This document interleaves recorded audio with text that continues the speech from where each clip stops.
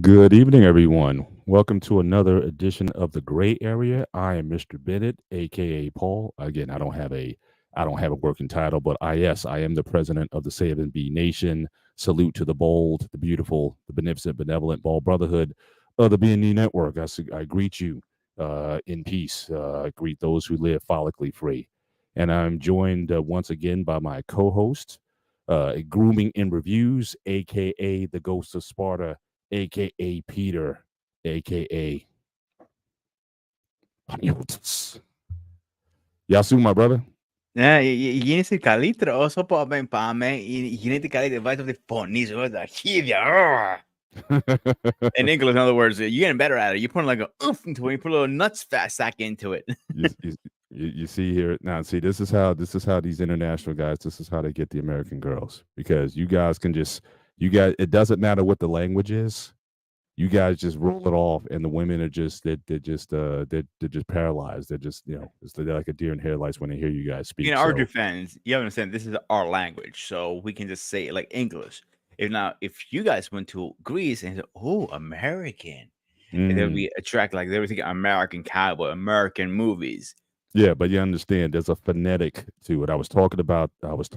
the African brothers on the Friday night show. You've had a lot of African American women who have married guys, especially from West Mhm. Africa, because a lot of these guys they're here on work visas or whatever, and when the visa runs out, they're about to go back. So how do they stay in the country? They find an American woman and they marry her, so they get a green card. And a lot of times these guys have wives back in Africa, wherever they're from.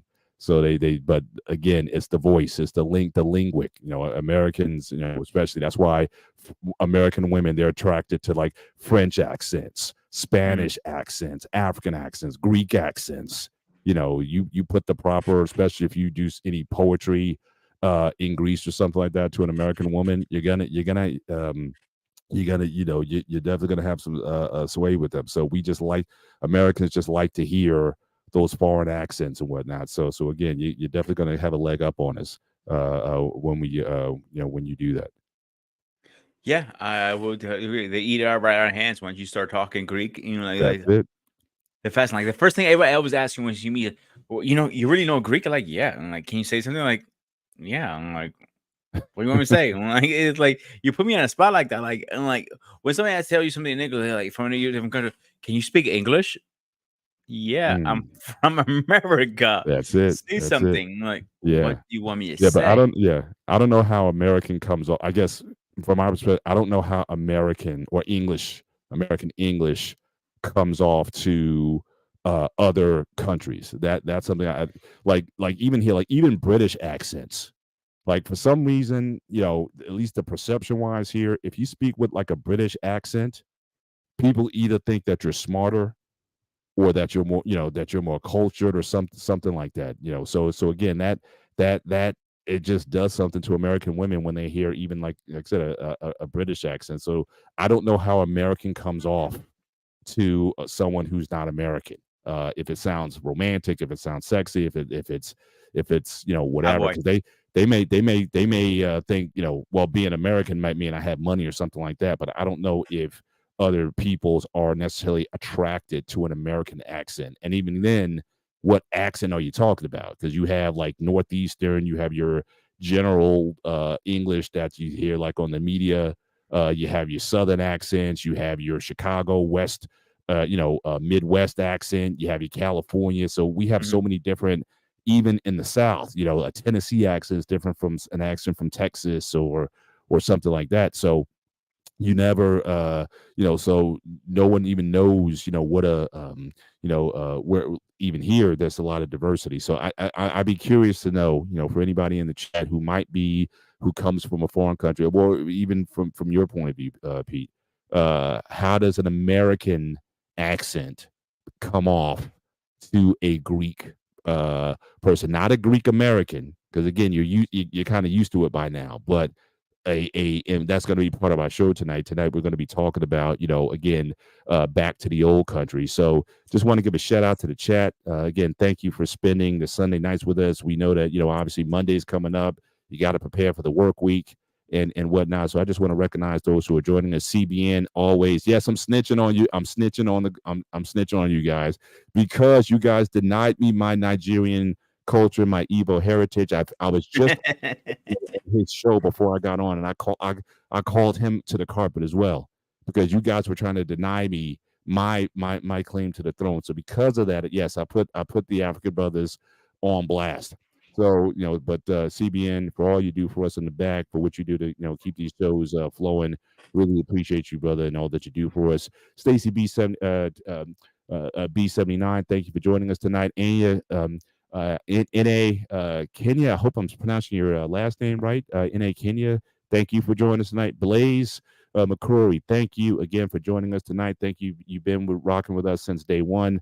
I really appreciate you joining and coming on tonight. Now, a couple weeks ago, I didn't want to forget about you, brother, because a couple of weeks ago, you had asked a question on the show we didn't necessarily tackle. If you remember what that question was, please raise it tonight. I think today might be a better forum and environment for which to address it. But again, I don't want to leave anything.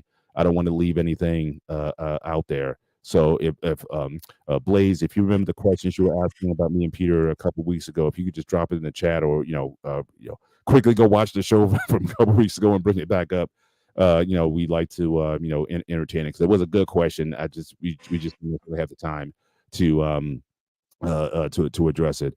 But appreciate you being here tonight, and because I know people got to get ready for work and everything. I know Peter and I, we have pretty demanding jobs, and so Yeah. our starts like 10 p.m. kind of starts the Monday workday, and I already kind of get in Monday mode and what I got to do for the week coming up. So Yeah, we mine's 9:30 every day, 9:30 to 8. that's it. That's it. Wow, 11 and a half hours a day, huh? Yep, yep. Wow. But yeah, so we're grinding here, but we do this because we love it. We do it because we enjoy it. We love the not only just talking to one another, but we love bringing this sort of content to the platform. And again, for those of you, if you would like to support us in this platform, you can see the link at the bottom, to our cash apps. But even without the cash apps, again, we have to say again, thank you again to BMU for giving us this platform and the ability to come here. So again, if you want to drop a super chat to the BMU network, by all means, Please do. please be in time to do that. Do so. Definitely, we want to support this channel and everything that he does for us. So you can support us individually, but collectively, you can support the BMU network. We all appreciate it because we all eating from the same table. So we really appreciate that.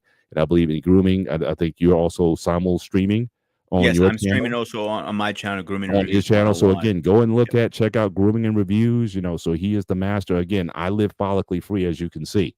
But anything in I regarding gotta talk to you about that.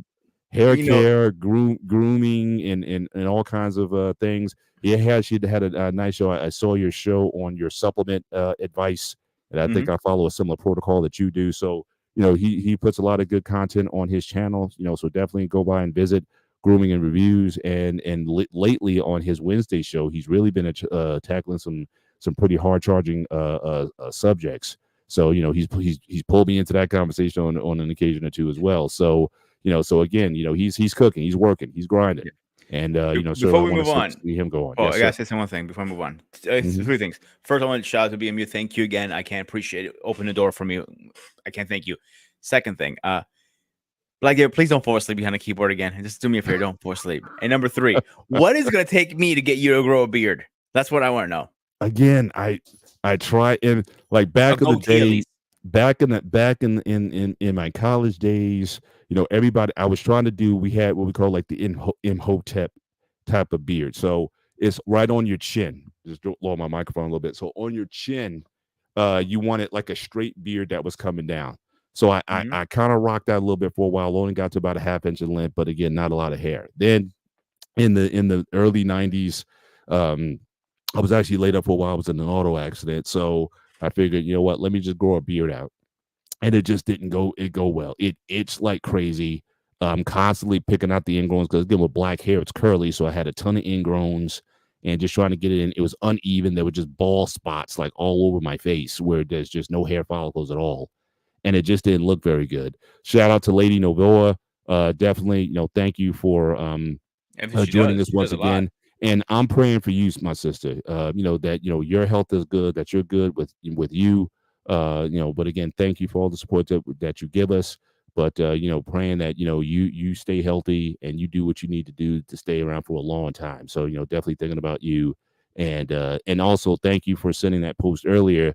Again, we're getting mentions on all these platforms here. We're getting mentions all over. So Friday, and Peter, you might want to kick this off from my last show with Father Constantino, which was a great show, a great dialogue, and I was very happy to hear on Friday night that we've made the news. So Peter, you want to take that one away? So yeah, let me back to the story. So I didn't really get in detail on Friday the story. So on Thursday, I went out for lunch with on Wednesday. I'm sorry, last Wednesday I went out with father for lunch. Nothing crazy. He's had lunch and over. So he goes to me, I got to surprise you on Friday. I'm like, what's the surprise? He goes, you see. He goes to me, "Oh, all right, whatever. So Friday comes in, I get the email. I get an email a news email from for the church, that goes to all to the Orthodoxes. Hmm. Scroll down, start reading it. Scroll down, keep reading. Scroll down, like, wait a minute. Scroll back up. I know that guy. I know the other guy too. That's a surprise. We made the Greek news, and it was very pleasant and very honored. I'm shocked. I'm in it. Who expected, a hairy guy like myself would be in it. Hmm. So Shout out to Lady Naveau. Just before you go on, just want to acknowledge and offer our condolences on the loss of your uncle. Yeah, I mean that's a bummer. When people go to sleep and they don't wake up. That's the reality of life.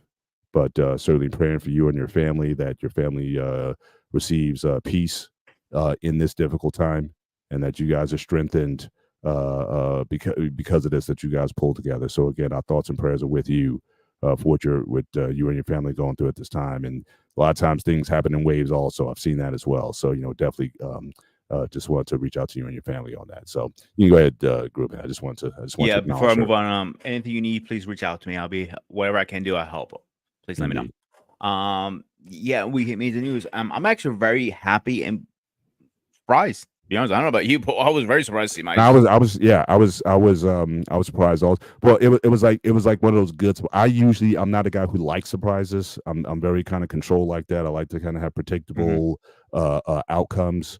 But that was a nice one, and I Yeah, I really what I really appreciate. I think we did what we said we were going to do. I mean, we had a call with Father on this the Friday before, and we just want to reassure him of the platform, the environment that he would be welcome in. And again, we want to have an environment where people are safe to have conversations. I think the major problem with the world how it is now is that we're not having real conversations with people for mutual understanding. Either we want to convert people to our way of thinking, but we don't want to listen. And one of the things that I really want to get into this platform, into this space that we have is give people the opportunity to be heard and to share their views, not to critique their views or to judge it, but really to so the fact that he felt good about his experience with us certainly gives me the support to say that hey, we welcome all peoples here. So again, especially if you come from a different ethnic perspective, the more ethnic you are, the more diverse you are, the better we like it.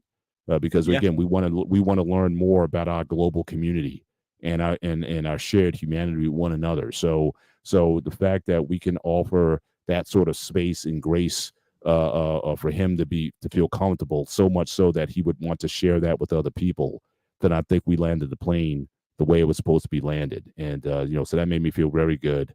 And I'm glad that he felt comfortable, and certainly looking forward to having him and other folks come back and again share their perspectives. But I just found it fascinating. I had to go and kind of do my research afterwards more on the Greek Orthodox Church and just Hmm.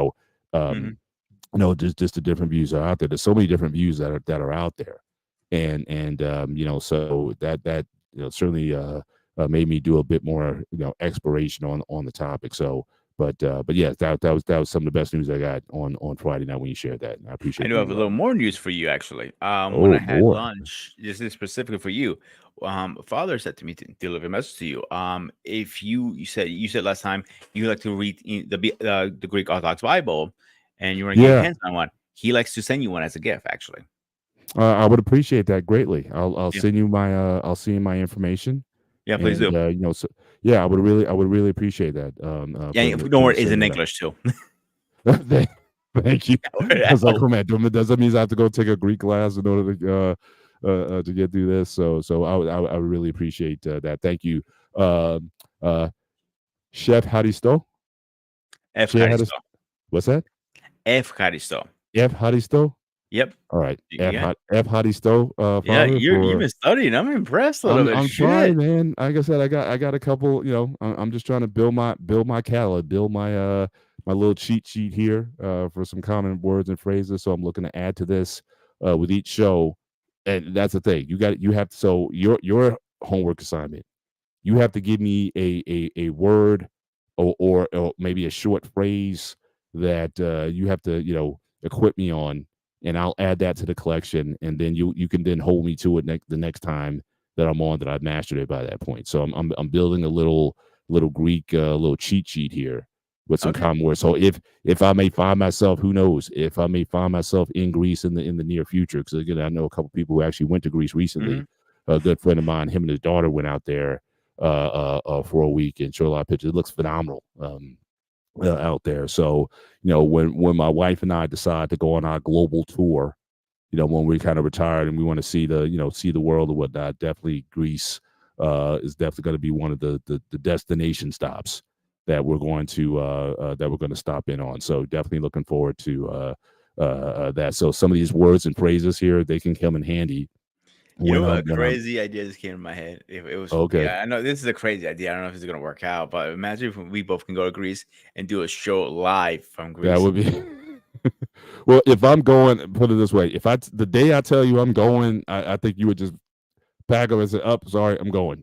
So Yeah, I gotta talk to that my would boss. Like, Bob, if you're yeah, watching this, I might be taking some PTO time. Just FYI, I know he follows my stuff. Just FYI, I talked to you on Tuesday about it, maybe. yeah. Well, but even if we did a show, even if I was in Greece and we just did a show from like, so I'm in Greece and you're in America, like how that would be. You want to talk about flipping the script, right? That would Oh be God, flipping. yeah, we were That flipping would be flipping the it. script. It's like, hey man, I'm here, man. Where are you? Yeah, We have were a like nice back in the goddamn states. backdrop there, and whatnot. I'm greeting the people. It's like, hey Peter, where you at, man? So hey, definitely something we could do certainly in the future. But for real, one thing I will commit to you on when the weather gets nicer, certainly when the summer comes out, let's do a show from my house and let's Definitely. do it like on my deck. I got a nice deck, table Hmm. set up and whatnot. We could do it outside on my deck, and we can definitely do something in that space. So we can definitely do a show together. Because one thing I envision just within the BMU network, what would be really fly if of all these people come on like on the Tuesday night show or the Friday barbershop. What if we can get all these guys in one room for one night Oh, only, we get this big old round table and we're just sort of in, or we get a if somebody has a barbershop that we can actually shoot in. So it's like, just like LeBron James, I know he had a show where they were doing everything in the barbershop. So again, we get all these guys in a barbershop and we got cameras and we got different I know perspectives and somebody everybody's actually. in there. That would be dope if we can pull that off. So I know somebody. BMU, Black David. So we're putting it out there in the space right now that we need to plan to have a show. And I don't care if it's in Texas or I'll come. If it's in Texas, if it's in Northeast or Midwest or whatever's convenient for most cats to get to. For us to get together for a show in the near future, especially when we get to we get to like 10,000 subscribers or 20,000 subscribers or something like that. Then yeah, we gotta come together and and, Oh and, God, and yeah, celebrate. yeah. That's one thing I'm wondering now. Does BMU have enough room for his house for all of us to sleep in? So yeah, I don't know, man. With all those kids he has, I don't know. I don't Yeah, see good how he point. does it now. You need a mansion to have Well, six I'm kids, putting out man. that I am not cooking. I'm taking it. BMU, you gotta be cooking. You gotta be a good. I gotta judge your food, man. I'm serious. Like you can't. Yeah, You gotta come to my level. yeah. You're Speaking here. of I'm here. yeah, We gotta come somewhere in the speaking middle. of cooking, I just seasoned my first wok tonight. I admit, for those of you who are Asian, forgive me, How'd but you do it? I do stir fry pretty much every weekend. But I've always used like a non-stick kind of wok or Mhm. whatever. I never use like an authentic wok. So I just bought my first carbon steel wok, and I had to season that guy.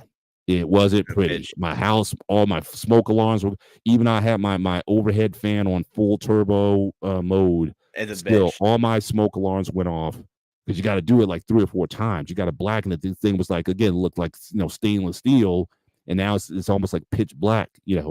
At the end. So it took me about a half hour plus to really get it going. And once I got it going, it was great. It was nonstick. It worked Works beautifully. beautiful after Uh, once you actually yeah, season it and actually break it in yeah, or blacken it, like they say in this field, in my field, right. you're beautiful. Like that's why I tell people all the time, new cooks coming in, do not put it through the dishwasher. Don't wash it by hand, dry it immediately, and then Yes. put it back on a flame and get it back seasoned up. Yeah, so that's what I did. So after first of all, I don't use any soap because the soap takes the seasoning off. So you don't want soap, but hot Yeah, you water can in do a that. brush, scrub it out. Then once I dried it off a little bit, I put it back on the flame, and I warmed it up a bit. Then I took just a little oil with a Mhm, paper towel, and I rubbed it, inside and out. It's still drying on stove right now, but it gets the more you season it. So like every time you use it, you put a little coat, a little layer on there to season it, but it seals in nicely. None of the food really stuck on the pan, so it performed just as good, if not better, than the non-sticks I've been using all the time. In fact, in recent years, I've been getting rid of a lot of my nonstick pans. I went back to either to stainless steel. I haven't gone back to cast iron yet, but stainless. I replaced all my Teflon type of pans. I got rid of all those, and I went back to stainless steel. I just got my carbon steel for my wok, and who knows? I may go back to cast iron at some point. But the only thing I never used to like the cast iron is that when it heats up, it expands and the mhm. oils or whatnot fall in, and then when you heat it up, the oils come back out. So it's like if you made eggs, if you made fish in it the meal before, you're gonna taste the fish when it comes out the other way. So I never liked using cast iron, but from what I'm hearing now, they're making those better now, where you don't have that expansion problem with the oils and whatnot seeping out of the pan. So I'm definitely looking forward to. I may have to invest in one next year, but yeah, definitely I'm getting off of the nonstick because I've replaced so many pans over the years. But stainless steel, carbon steel, I'm kind of going in that direction. But yeah, my house If is still you yeah. if you season the pans correctly and take care of them over time, you should never have a problem with them. Hmm. Eventually, you gotta replace anything, and anything breaks down over time. Hmm. But in theory, you should be able to, just get them pans. You should get 5 to 10 years out of them easily if you Hmm. take care of them correctly. A nonstick, you should never put through the dishwasher. You should be washing them by hand. Yeah, I actually we got rid of our dishwasher maybe 3 years ago, simply Okay. because I got my countertops replaced. And the thing I hate about a dishwasher is I was never satisfied with the cleaning performance. It doesn't matter how I arrange stuff or whatever. I always just prefer washing stuff by hand. So my dishwasher was seldom being used. And then when I replaced my countertops, I just never replaced it. So that's something that I've just never been a fan of using a dishwasher unless I'm only doing dishes. But if I got like pots and pans, if I got major stuff or whatever, I've never been a fan of using it. Mhm. Yeah, so, but Um, in any event, certainly let's get onto our let's get show into the tonight. store. Yeah, yeah.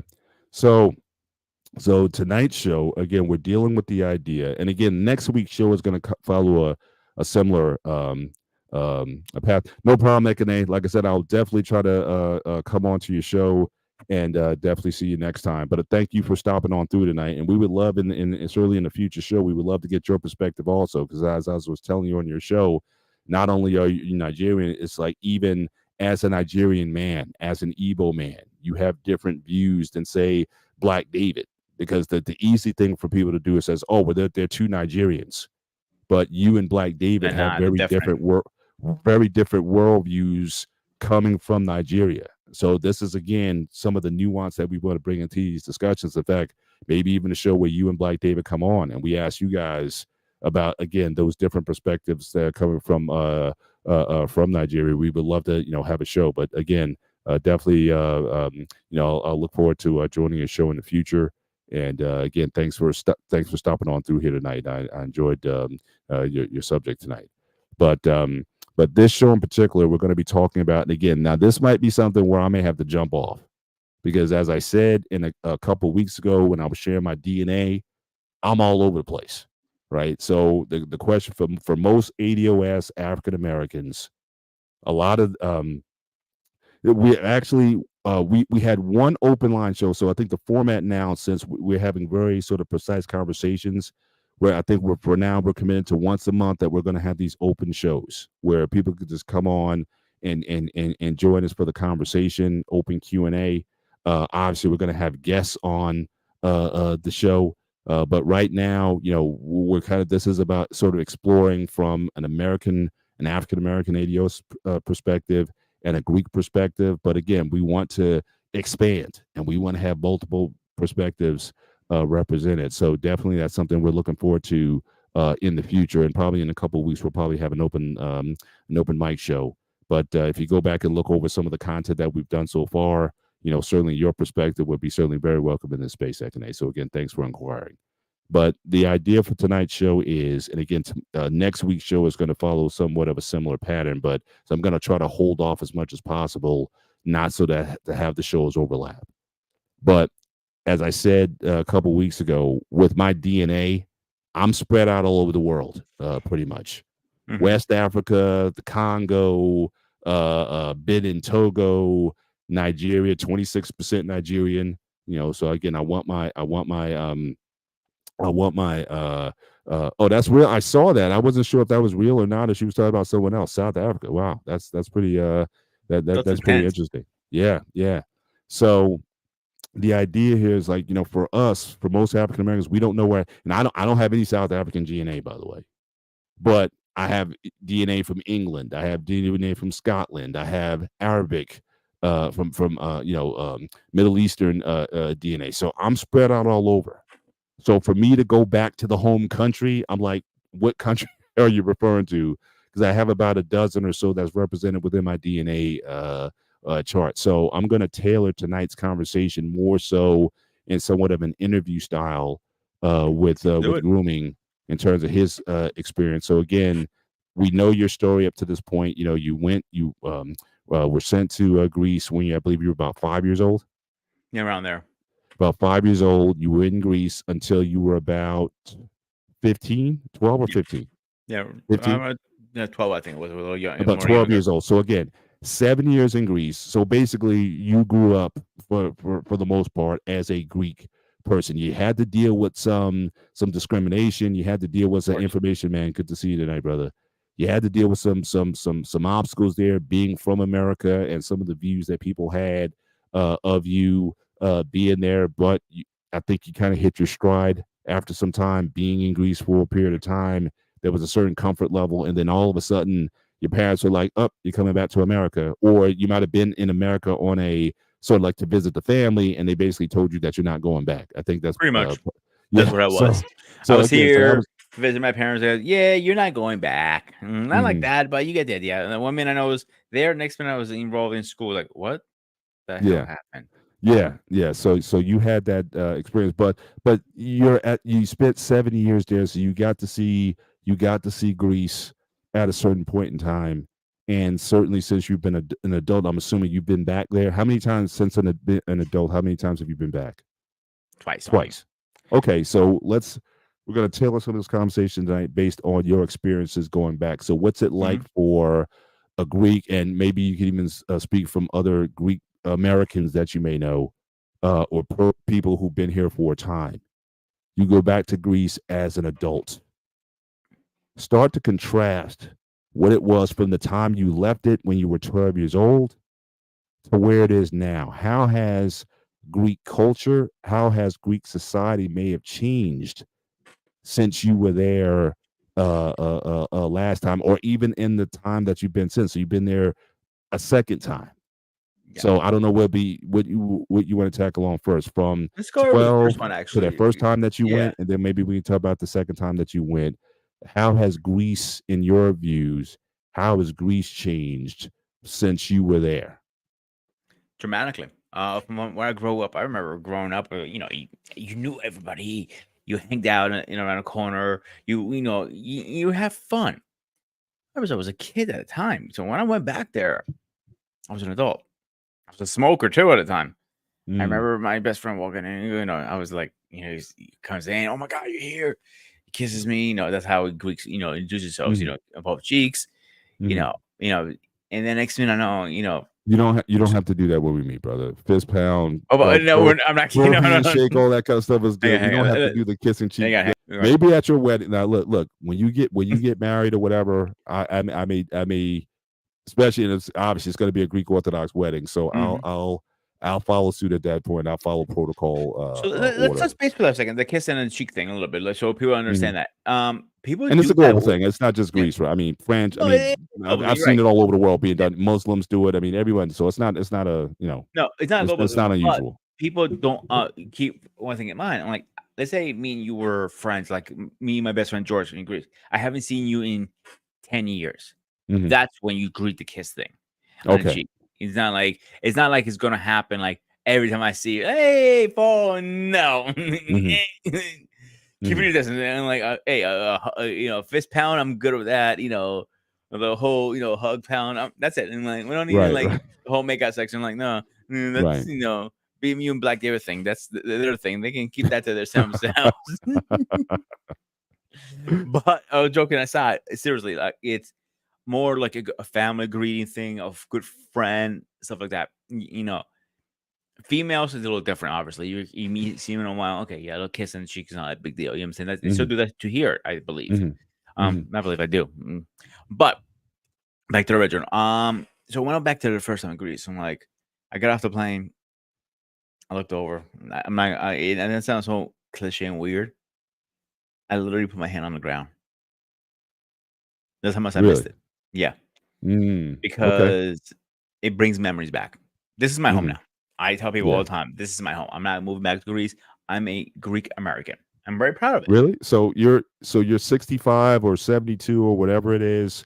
You don't see yourself No. retiring to Greece, and so you're going to be buried here. Yeah. Okay. As much I would love to go back to Greece, I flirted with the idea a couple times. Hmm. The reason I never pulled the trigger is one, as much I know Greek, I'm not good at it as much as I used to be. Because my Mm. primary language is English. Mm. I can have full conversation. I can even probably go on a Greek panel and have a conversation with people, but it's not the same. I'm still gonna struggle a couple words here and there Mhm. because, excuse me, I'm not familiar with a couple of words. Mhm. You can probably hear my accent in Greek too, as sometimes in English my accent comes out once in a while, but it's not the reading. Forget it. Reading something like I will need to study for a couple days, maybe a couple weeks probably Right. before I start getting the hang of it. And that's the biggest reason why. Right. Work. But you read Greek content like on a daily basis, right? Like this Greek news and whatnot. Do you I don't how really I don't really, to be honest with you, because okay. Okay. I watch Greek videos all the time. I have Greek TV, last TV downstairs, Mhm. and literally I watch it daily with my mom. That's how I knew Mhm. the whole sex marriage thing happened. Or Mhm. Mhm. it finally went through. They've been fighting Right. that for years. That's how I Mhm. knew about it, and that's how we had that text conversation. For Right. people who Right. didn't know what was going on, Mhm. but same thing. Like things have evolved down there. Before time was back. Now we're like kind of like right together almost. Mhm. So when I went back there the first time, like I said, I put my hand on the ground because that's my home and that's my roots. Mhm. Yeah. As much this is my home, that's still my roots. You cannot Yeah. take that out of me. No way. Right. Right. So I remember just driving from the airport back home. I'm like looking around, I'm like, God damn, this place changed. I get there, I'm like, I didn't recognize my whole neighborhood. I didn't recognize half my neighbors. I'm like, who are these people? Mhm. I'm like, all right, whatever. So okay, Now, are these people, are they Greek, yeah, they're or great. are they is it more, more multicultural now? We have some different cultures. Trying to think which one it is now. I know that one of the Middle Eastern countries are next to us. Usually, they jump over to Mhm. find a better life for them. Mhm. Is it like And Cyprus or something like that, or is it? no, Cyprus actually is part of Greece. As much as they say it's not, they are part of Greece. Okay, Yeah, okay. yeah. I try to remember the country name now. Damn, because you see some of the mosques around here and there. They pray and stuff like that. Hmm. Anyway, so we order some food because you jet lag, you want to eat something, you want a coffee, so, And I started seeing people by the name. I'm like, some people I didn't recognize. Some people I did recognize. Like, I remember you. You were a little girl. Now you're a Hmm. grown ass woman. Now you got my Hmm. attention. Hmm. But I remember walking over to church, and the church is still the same. Some of the priests are not, Hmm. and some people were talking. I saw one Father Alex was talking to me, talking, and the lady who used to clean the house was Miss Anna. We used to call her, Hmm. and I go up to her, hey, Miss Anna, and she goes, she looks at me. I know you. Yeah, I'm not as little boy as you remember, right? She goes, who are you? Like, she already, come on, you gotta recognize me. Let's go to her. Mr. Helen's grandson. She's thinking. Blue Panayotti. Thinking. The Greek American. Oh, you! I'm like, Jesus, you get a Greek American, but you don't get the other three out of them. Did you have your beard at this time, or were you I had a mostly goatee at the clean time. shaven? I only had a You had a little goatee. thin goatee back then. Okay, okay. So the same night, my mom calls my godfather, to play a prank, Mm, and it didn't work well. And this is before we reconstructed our house. mhm, So saying, hey, I heard water coming out of the house. Something's going on. Can you go please in the morning and check it? Yeah, yada. He comes that night. He goes, you fucking bitch. He screams out the house. whoa. I'm like, my mom goes, oh, fuck, we're caught. My godfather was pissed and happy at the same time. Mm, He goes, my mom, he comes over, hugs us, and kisses us, and he goes, where's the fucking water? And that the fucking bitch was a joke, obviously, mhm, because we had no AC. So we had mhm, the curtains open, and we had the doors. We had a nice curtain coming in where how the mhm, house is built. right. So we're relaxed and chilling, and that's Mhm, where my godfather like, oh, you're playing a prank. You're not funny. You're not funny at 1 o'clock in the right, morning, right. because my mom called him late to play the prank because of time difference. Mhm, But she didn't forget to realize. Guess what? Um, you can hear the difference in the phone. So my godfather was like, what's going on really here? So he went over mhm, there and figured it out. And he's like, oh, okay, let's try. The next day, wake up, whatever, early in the morning. I don't know what the hell he has nothing better to do. Is my best friend mhm, sitting in my living room having coffee, waiting for me. I mhm, look over and like, you have nothing better to do? He goes, starts jumping up and down, hugging me. He almost tackled me through the door. I'm like, dude, mhm. relax a little bit. I remember even going down to the same day, going down to the place. I used to go get it's like we call it funo, like a bakery almost, but there's mostly Okay. breakfast stuff, like a cheesecake, or buach. It's like a Mhm, cream thing. I remember the mhm, one I used to go to. It's not there anymore. I'm like, oh, nowhere to mhm, go. I went somewhere else. It was okay, and it doesn't remember the same. The first thing I told my mom when I went there, and I'm not even joking you this, I'm gonna have gyros every night. Really? Excuse me? Yep, every single night. Guess what mhm. I bought every single night? Wow. Gyros. Right. And if you say anything, I'm addicted to gyros. Yeah, I'm addicted to them. Right. I have a problem. I need to go to gyro rehab. Now I know we're gonna have a show probably in the future talking about food, but how Mm. does a true authentic Greek gyro differ from what I may get in the States? If I go to, because as I told you last time, I most of have a the solution to diners this I problem. don't know why most of the diners I go to are owned by Greek people. I Okay, don't know I why, have a solution. I have a solution to the but problem. if I wanted to get like an authentic gyro, first of all, what the differences are, and then if I wanted like the most authentic gyro I can get, where can I get it in where we're at? So in our area, Okay, where can I get it? so the question I have for you before I even answer, how far are you from New York City? About 45 to an hour, depending on traffic. Okay, so Queens is about an hour then, I assume, right? Yeah. Okay, so we're gonna meet in Queens one day. I'm gonna take you to a Okay. place called King Souvlaki. I'm gonna send you the link later. Okay. And you guys haven't checked it out, look out King Souvlaki in Queens. He has about 4 or 5 food trucks. Hmm. Oh, it's a I'm food just truck. Okay, wow. yeah. All right. Well, we're going old school here, buddy. We're going old school. Right. And he's been in that area about 30 plus years. Mhm. And I might be wrong on that. But that is the closest I ever had. I'm gonna actually send you the link right now. Maybe we can Okay. share it All right. because I'm gonna send it in the back check. Give me 1 second. So he better freaking give me some free drivers next time I see him because I'm promoting his business online here. Throwing some businesses way, right? Yeah, there Free you go. advertising If there. you Yep. wanna Awesome. share it. Yep. Okay, that is the closest thing. So Giga, let me. I can't hold back. I got to talk about it so much right now. So a gyro is made a certain way. You got your pita, your tzatziki, Right. your meat, your onions, your French fries. Then you add your seasonings.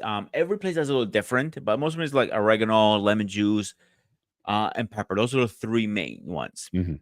But the meat makes a difference. How you can prep meat. And here's the Right. thing: what people don't understand in Greece, the food in Greece is no steroids. Okay. Yeah, so that's why the meats are like, say you want a pound, let's say of lamb chops, you're Mhm. paying 80 to 90, maybe $100 a pound. I'm For not talking lamb? about yeah, for lamb chops. Oh, Yeah, wow. because it's organic. Mhm. Let me phrase that organic. I hate using that word. It's more natural versus Right, going they're not to using the steroids and the whole, in bingo. the meat. Thank you. They're not beefing up the Exactly. animals to get more Exactly. product out of them. Exactly. Wow. We still have butchers in Greece. Mhm. They're starting to die out now because Yeah, they supermarkets. are. You're right. You're right. Yeah, even in Greece, they're starting to die now. But we still have good butchers around. No, Mhm. not me. We used to have them every few corners. Now you might have Right. every few blocks. Now, I think is lamb? Because I thought, like, isn't lamb like what's the staple meat, if you will? If Greece has one, what is it? I I'll would probably have say thought it would lamb. have been lamb. I'll probably say lamb too. They just Lamb. don't Okay. have like a meat like here. Let's say turkey is the meat that we're known for. You know what I'm saying? Mhm. Because Mhm. when I think America, I'm thinking Thanksgiving. I'm thinking turkey. Right. I would say lamb if I had to pick anything. If there's no real staple, I'm not gonna sit Mhm. there and tell you yes or no to that. Mhm. Lamb's one of them. Now, if you tell me you're a vegan in Greece, good luck. You're not gonna survive a week there. No way. Okay, so there's not a lot of vegan options. It's almost It's zero weird options. because a lot of the diets here, like people always talk about like the Mediterranean diet here, Mhm. and a lot of them have vegetarian options to them. It's like They meat have it is as an option, but they're not right, vegan. Two different things. Vegetarian and vegan are two different. People don't understand that. Let me. right. Well, yeah, no dairy or anything, right? It's Because no a lot of animal the products. sauces, yeah, the Yeah, sauces and whatnot, they have animal fat or milk. cheese or something like that. Yep, Yeah, milk. yep, Yeah, yep. yeah.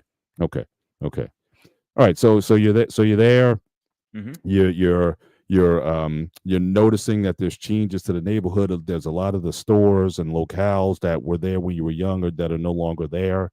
But talk a little bit more about the social mores in Greece since you were once there. How people what their attitudes are when it comes to cultural issues. I know recently, again, we talked about, they had legalized, I think gay marriage there. Mhm. But just from your experience, like the opinions and attitudes of Greek people, have they changed a lot since you were there? Or they're more open society? Are they more accepting? Are they more private and closed off? Were they warmer when you were there? And now people are more to themselves there. Give us a perspective in Greeks are terms of always been just very okay, open people.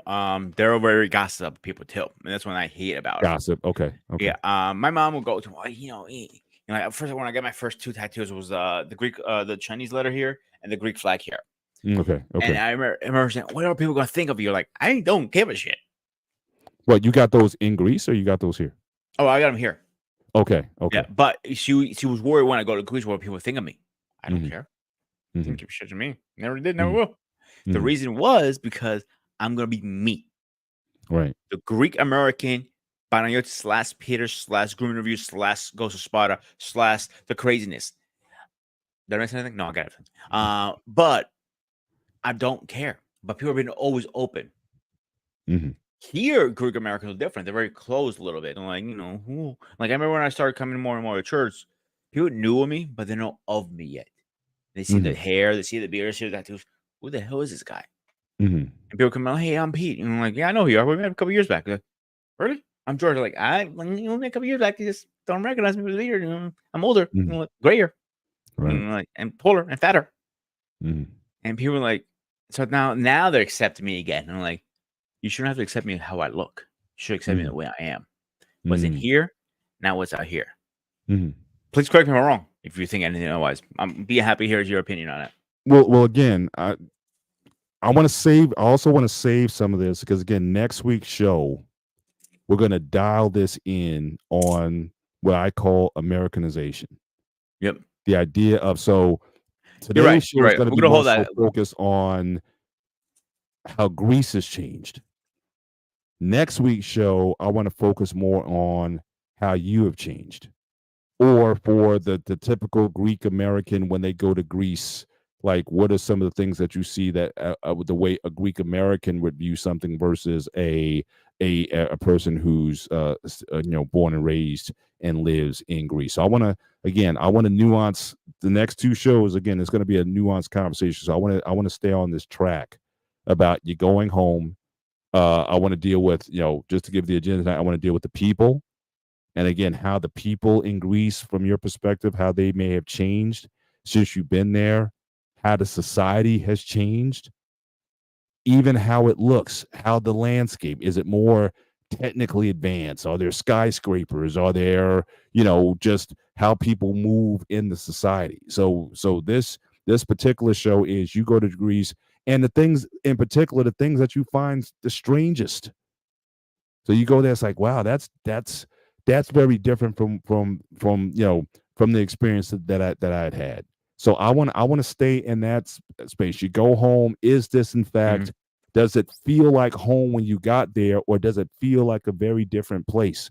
Next week's show, we may get into the reasons why that may be, in part because you may have changed. But I want from the Greek perspective, what is different about Greece in 2000? What year was that when you went there first Early time? 2000s. The second one was was probably right after the Olympics, so it'd be around 2005, 2006. The first time, the second time was like mid 2000s.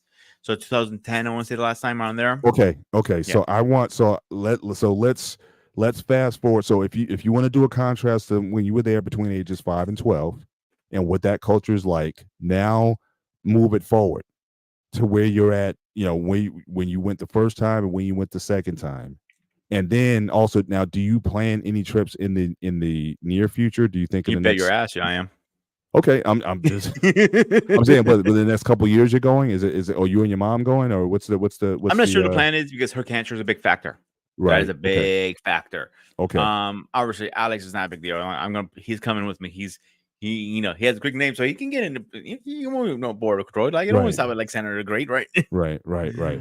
um, but it's funny So you said again, technology. I want to yeah, touch base on that really fast for a second. hmm When I left Greece, cell phones weren't really a thing. If you needed somebody, to go, you called home, called the house, hmm a house phone. That's all you had. hmm Now going to Greece, I see everybody having cell phones. hmm At the time, cell phones were worse there than here. Okay, But say that again.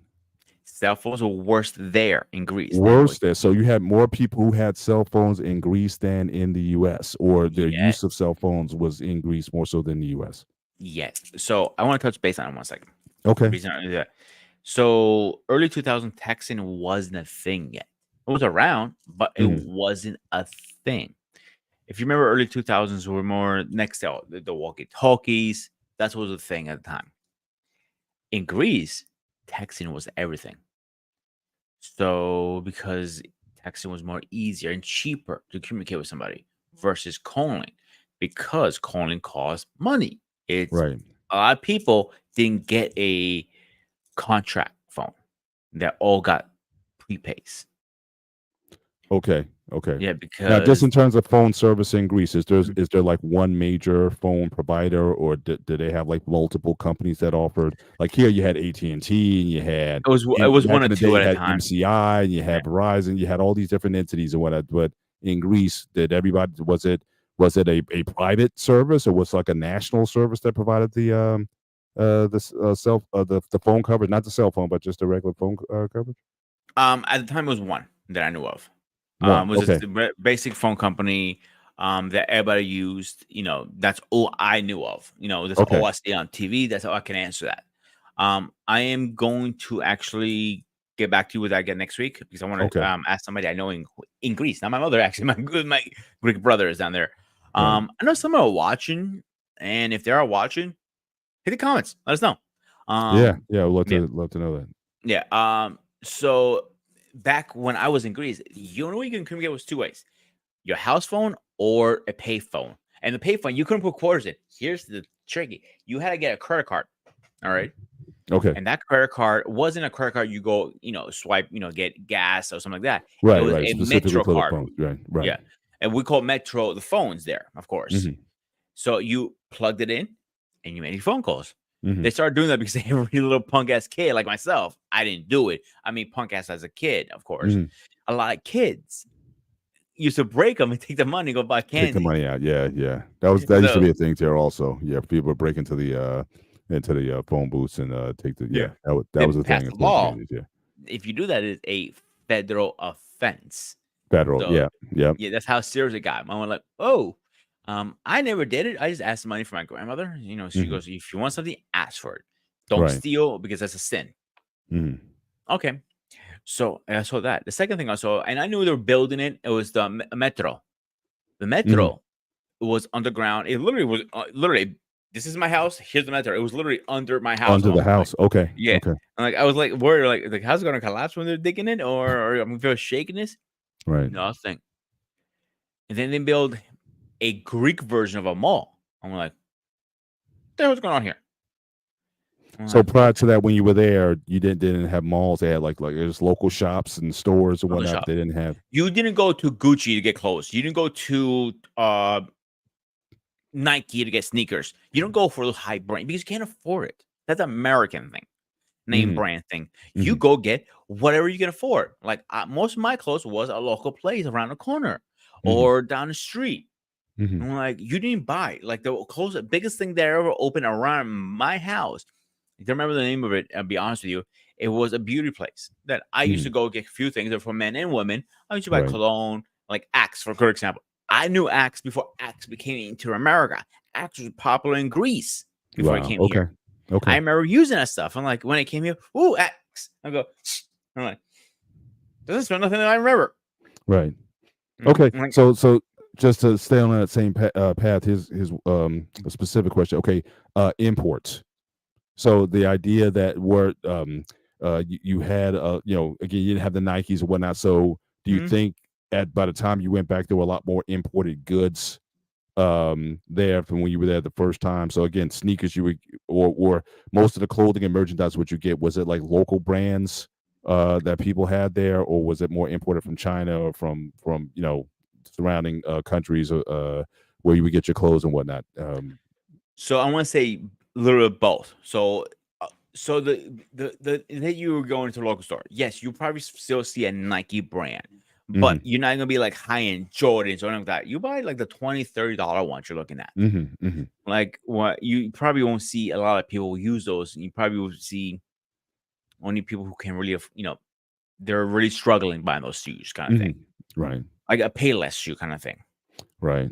If that makes sense to your No, question. no, it does. But having said that, now one thing that they do in America here, I know for instance, a lot of goods that are sold in Europe are much cheaper than they are here in the U.S. It's almost like the fact that it's sold in the U.S., the markup on the brand, like we used to talk about all the time how like a lot of the cab drivers, like in Europe, they're all driving like Mercedes Benz or Audi or something like that. Then Here, you that car's like 80 or $90,000. I'm like, I know that cab driver in Europe isn't spending that kind of money to get a taxi. So it seems like the price tag just coming to America, the price tag goes up versus these other countries. So it wouldn't surprise me that a lot of those shoe brands that you're talking about are probably still a lot of the same ones that we sell that are here, but because it's America, they jack up the price. So it wouldn't surprise me at all that if I went to Greece and if I wanted to just get some basic clothing, I could almost get like the same clothes. Appreciate you, Reckless. Thanks for stopping through. um, probably a lot of the same clothing for like a fraction of the cost, or if I went there, probably unless I flash, like I wouldn't wear this shirt in Greece, for example. Because I wouldn't want to stick out like an American because people would just try to gouge me just because I was an American being there. But it wouldn't surprise me if a lot of those brands were available, but at a much cheaper cost because it's in Greece versus here. So to be 100% frank with you, you wouldn't be executed wearing a shirt like that in Greece. You'd be more executed if you were in like a racist or like a KKK on your shirt, for No, example. no, I don't mean No. actually. I don't mean necessarily bad. I'm like, if I flash my American, Okay. then the perception may be that, oh, this guy's got money. And because the guy's got money, then again, for something that That's you got a they good may point there. sell it, they may sell it to you for $5. They may sell it to me for $10 or $15. Because again, especially if you're dealing with street vendors or whatever, they look you up and down. They can tell who the foreigners are and who's not. And I've heard this in other countries also, how a lot of them will, oh, American, oh, there's almost like a price tier if you're from America or from Europe or something like that. So for me, I would be very careful in terms of not necessarily putting USA on my lapel and just let people know, yep, American here. So I just wouldn't want that kind of attention. I'm already going to stick out enough just with my complexion, so I don't need to, I don't need to exacerbate it even more with brandishing my country's flag on top of that. So I Um, don't want that kind of attention. yes, you're right. If they find out you're from the States, they're gonna think two things: you're a cowboy or a badass, and the third one, you have money. Which one? Yes. All three. So would I recommend flashing your USA? No. That's But what I want. if you were around me, you have nothing to worry about. Like I would have put that guy right in his place. Like, yo, Malaka, Yeah. Yeah. chill out. Like, Absolutely. and Absolutely. I go somewhere else. We can take our business somewhere else. Right. Doesn't matter. Right. So let's so But let's that, so back to the yeah. So yeah, back to the again, shopping for goods yeah. and services. Finish that point. We can go on to the next one. So back then it was like more. Then the other thing opened the beauty supply. Then the one that blew my mind up was they opened a CD store. Wait a minute, CD store. I remember just burning my CDs through each other. Like using one body bought a CD from a store. You had to drive like 20, 30 minutes away. It was a local Hmm. shop, Hmm. a music shop. I'm like, now I'm getting curious. Like, what the hell happened here? What happened to Greece? I remember. Kind of like that's the place everybody used to go hang out. I remember all my friends, like we used to hang out at each other's house. Like, no, we hang out at the CD store now. Hmm. Really? I'm like, why there? He goes, I have nothing else to do. All right. That's what Greece became. Yeah. The America intershipped Greece slowly. What we know Okay. shopping here became into Greece because it's all money. Right. Right. Do they have like major brands, like are there like Walmarts out there or Targets or similar Yes, kind of super, the similar. idea So of like the superstore or the yes, supermarket they have a is couple of them actually. The couple of like they're called supermarkets, if you say, and that mhm, is store. They also actually before Uber Eats was a Uber thing or Instant Eats or whatever you want to call it. They mhm, used to pick up. You used to pick up your phone, call them, and tell them what you want, and they will deliver to your house still back then. mhm, And you just had to pay them in cash when they get there. mhm. So and nobody abused it. That's how it was back then. Right. Right. Now, obviously, people abuse it. They have probably have to use a credit card or something like that. Mhm. So, and now you had the other stores like I call it the Greek version of a Best Buy. You have stores Right. like Right. you know Right. Kosos, like it's a all electronics in there, Mhm. from washers to dryers to PlayStations to TVs, whatever. Mhm. Like, do you see an 85-inch TV? Like I have up on the wall right here Right. Right. in Greece in the home. You got money. You got money. That means Right. 85 inches is not going to see it in Greece. No way. Right. Right. So definitely you having the again the mall concept or the big chain stores. What kind of effect did that have on the local, again, the mom and pop store or the Start shutting them local? down. Yeah. Yeah. Start shutting them down. There a Yeah. lot of places went out of business fast. That seems to be and I've seen that phenomenon, especially like in Here, yeah. India and parts of Asia and whatnot, New York, especially for when they're example. what's Let's that? use New York. Let's use New York, for example, where I know very well. I used to go down to Manhattan, and there were so many mom and pop shops, things that Mhm, you could not find in a main brand. But you went mhm, to a mom and pop shop, you found something unique clothing, unique shoeing, unique stuff. mhm, Now, what's unique about our clothes? They're all the same shit in a day. They're cheaply made with a high dollar signs, mhm. and you may get a couple years out of them if you're lucky. If you're lucky. Right. So the quality, definitely they're moving more towards, I guess, consumer ism Bingo. or Bingo. mass purchasing, but not Mhm. necessarily the quality merch. But I think at least from my perspective, I mean, I remember we had all those things even growing up, like in the 70s. Like you had the mall, you had the big chain store. Like for us, it was like Woolworths or Bambergers or Macy's or in fact, that used to be like a big thing. Like on Saturday, we would uh get take the bus or drive into Newark, if not New York. Newark downtown was pretty bustling, and you would go to those places, but you still had your locals. But I think in these other countries, I think those guys seem like they were more heavily impacted because again, that's just something that is like I said, it's like a new concept. And it's not something that's so readily available. So when a Walmart or something similar decides to drop in a community, in fact, some of these countries, some of these locales, they refuse to let these folks set up shop because they understand what they're going to do to the local economies, and it's just going to be detrimental to those individuals. Even though the consumer at the end of the day, they're saying, hey, consumer gets more choices, they have more variety they can get.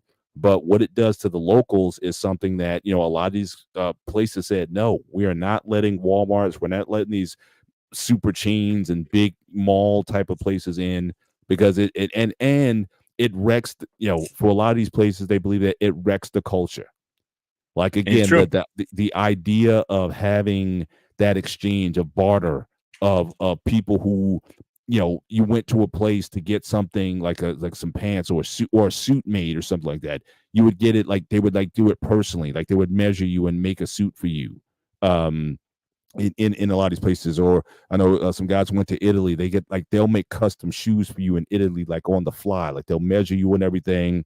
In 2 or 3 days you come back and your shoes are ready. I mean, that kind of interaction with people, that kind of local commerce, that made it was like a shopping experience that certainly even tourists go for. But it's like when you get these mega stores, it just really, it seemed like a lot of these places are losing something. Is that something that you noticed when you were there, that you Absolutely. felt like a sense of community that was lost Absolutely. because the big brand and everything is big and everything is just, you don't have that sense that everybody is supporting, because even here the big thing is they support local businesses. There've been campaigns here to say, don't go to the mass, find someone local who can take care of your dry cleaning or your tailor needs or something like that. I mean, it's there's definitely a big push to try to support those guys. So I remember you can go to a store and kind of negotiate the price a little bit if it's a little too pricey, you know what I'm saying? Hmm. Or if you're looking for a specific item, you could find it anywhere in the neighborhood. Now, if you're lucky, I mean that if you're lucky. So a lot of it is, man, brands. And from my conversations with a lot of my buddies, a lot of them are also doing online shopping too now. Hmm. I'm like, really? I'm like, yeah. Online shopping's taking the world over. We all know that, of course. Right. Now, But did when Greece at the some time, did they have their own sort of local version of online shopping, or was it always like one of the big guys like Amazon? Amazon a big shop, and there's some other ones, stuff like that. Mm, But what really broke, I realized that they're struggling more than ever. mm, I went to a bar, have a drink, and I realized, some of the guys are coming out. Now, it wasn't a bartender, it was like say, almost even a host. He's trying to get you to go to that bar. not before you go to the other bar down the street. Yeah. He's running. Oh, how many you guys are? I'm like, because we're like, my friend goes, no, keep walking, dude. I'm like, why? He's just asking the question. I'm like, no, wait, just watch. Again, I was away from Grisham. And like, how many? Like, the fuck? What you did? 3. Keep moving, Pete. And I'm like, what's going on here? They paid these kids to literally stand in the street to grab groups of you. Bigger the group, bigger the bill, obviously. Yeah. To go to that bar or to that coffee shop. I'm like, oh, that's how they do it now. I'm like, yeah. Before they didn't care because all the coffee shops, all the bars are always full. Yeah. That's one thing about Greeks. They're always at a coffee shop or at a bar. And now they're struggling to get even people in there because now you have like what was that? Rock something. You know what I'm talking. They were all over the place at one time here. The bar. You know what I'm talking about, Paul. Bar. What bar? They were in Vegas. I know, big time. Oh, like Planet. I don't know, Planet Hollywood, or what's the other? I know what you're talking about. I can't recall off the top of my head. But yeah. We're both old. That's why. Yeah. So those are coming in and taking over, and that's the thing. Yeah. And they're slowly taking over. Right. Hard Rock. I think Hard Rock Cafe. Hard Rock. Yes, thank you. Yeah. That's what I was looking for. Yeah. Because I know I was going to my cousin. I go, I was in the mood for like a Long Island iced tea. Do they know how to make it here? So I went there. I didn't know. Like, that's the American drink. Because she goes, actually, yeah, there's only one bar that makes it in the area. He goes, the Hard Rock. I'm like, what? I'm like, when she said the name, I'm like, you're messing with me. So I thought she was pulling my chain the whole time. So we're going ahead and enter Athens now. We make up with her friends, we get a drink, we're talking. And it literally walked in a Hard Rock. I'm like, and I looked at the menu. It was American food. I'm like, wings and all that stuff. Like, they know how to cook this shit? And I'm like, I don't want to be a smart ass. I wasn't even a cook back then. I'm like, they know how to cook this shit? Okay, I'll let it go. Then I saw Pizza Hut. I was going there. Yeah. Yeah. Domino's wasn't there yet. I don't know if they're now, but that was Pizza Hut. They're the main one right there. The other ones, I remember when I walked down the street, the first time I saw McDonald's. I'm like, at the mall, I'm like, this KFC, McDonald's, Burger King. I'm like, am I the guy that in Twilight Zone? What happened to the old school shit I'm used to? Yeah. I'm used to like a guy. So again, fast food chains, franchises so you're looking at the landscape, especially in a city like Athens. Gone are the mom and pop stores, a lot of the local bars and restaurants, and now you have the chains and whatnot. And those are fairly readily accepted, because I would think that, like, in some places I remember my wife and I went to Jamaica, and they had a KFC there, and apparently Jamaicans love KFC. That's like one of the few chains down there that actually is successful. They don't have like a lot of McDonald's or whatnot, but KFC sells down there.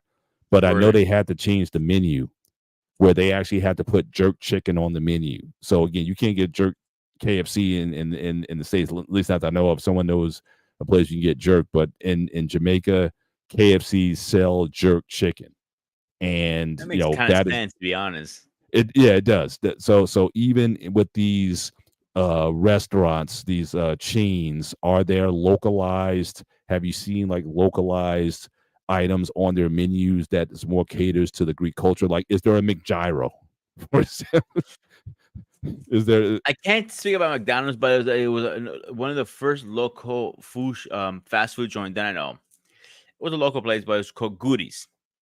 Goodies was a Greek version of Burger King / McDonald's. Right.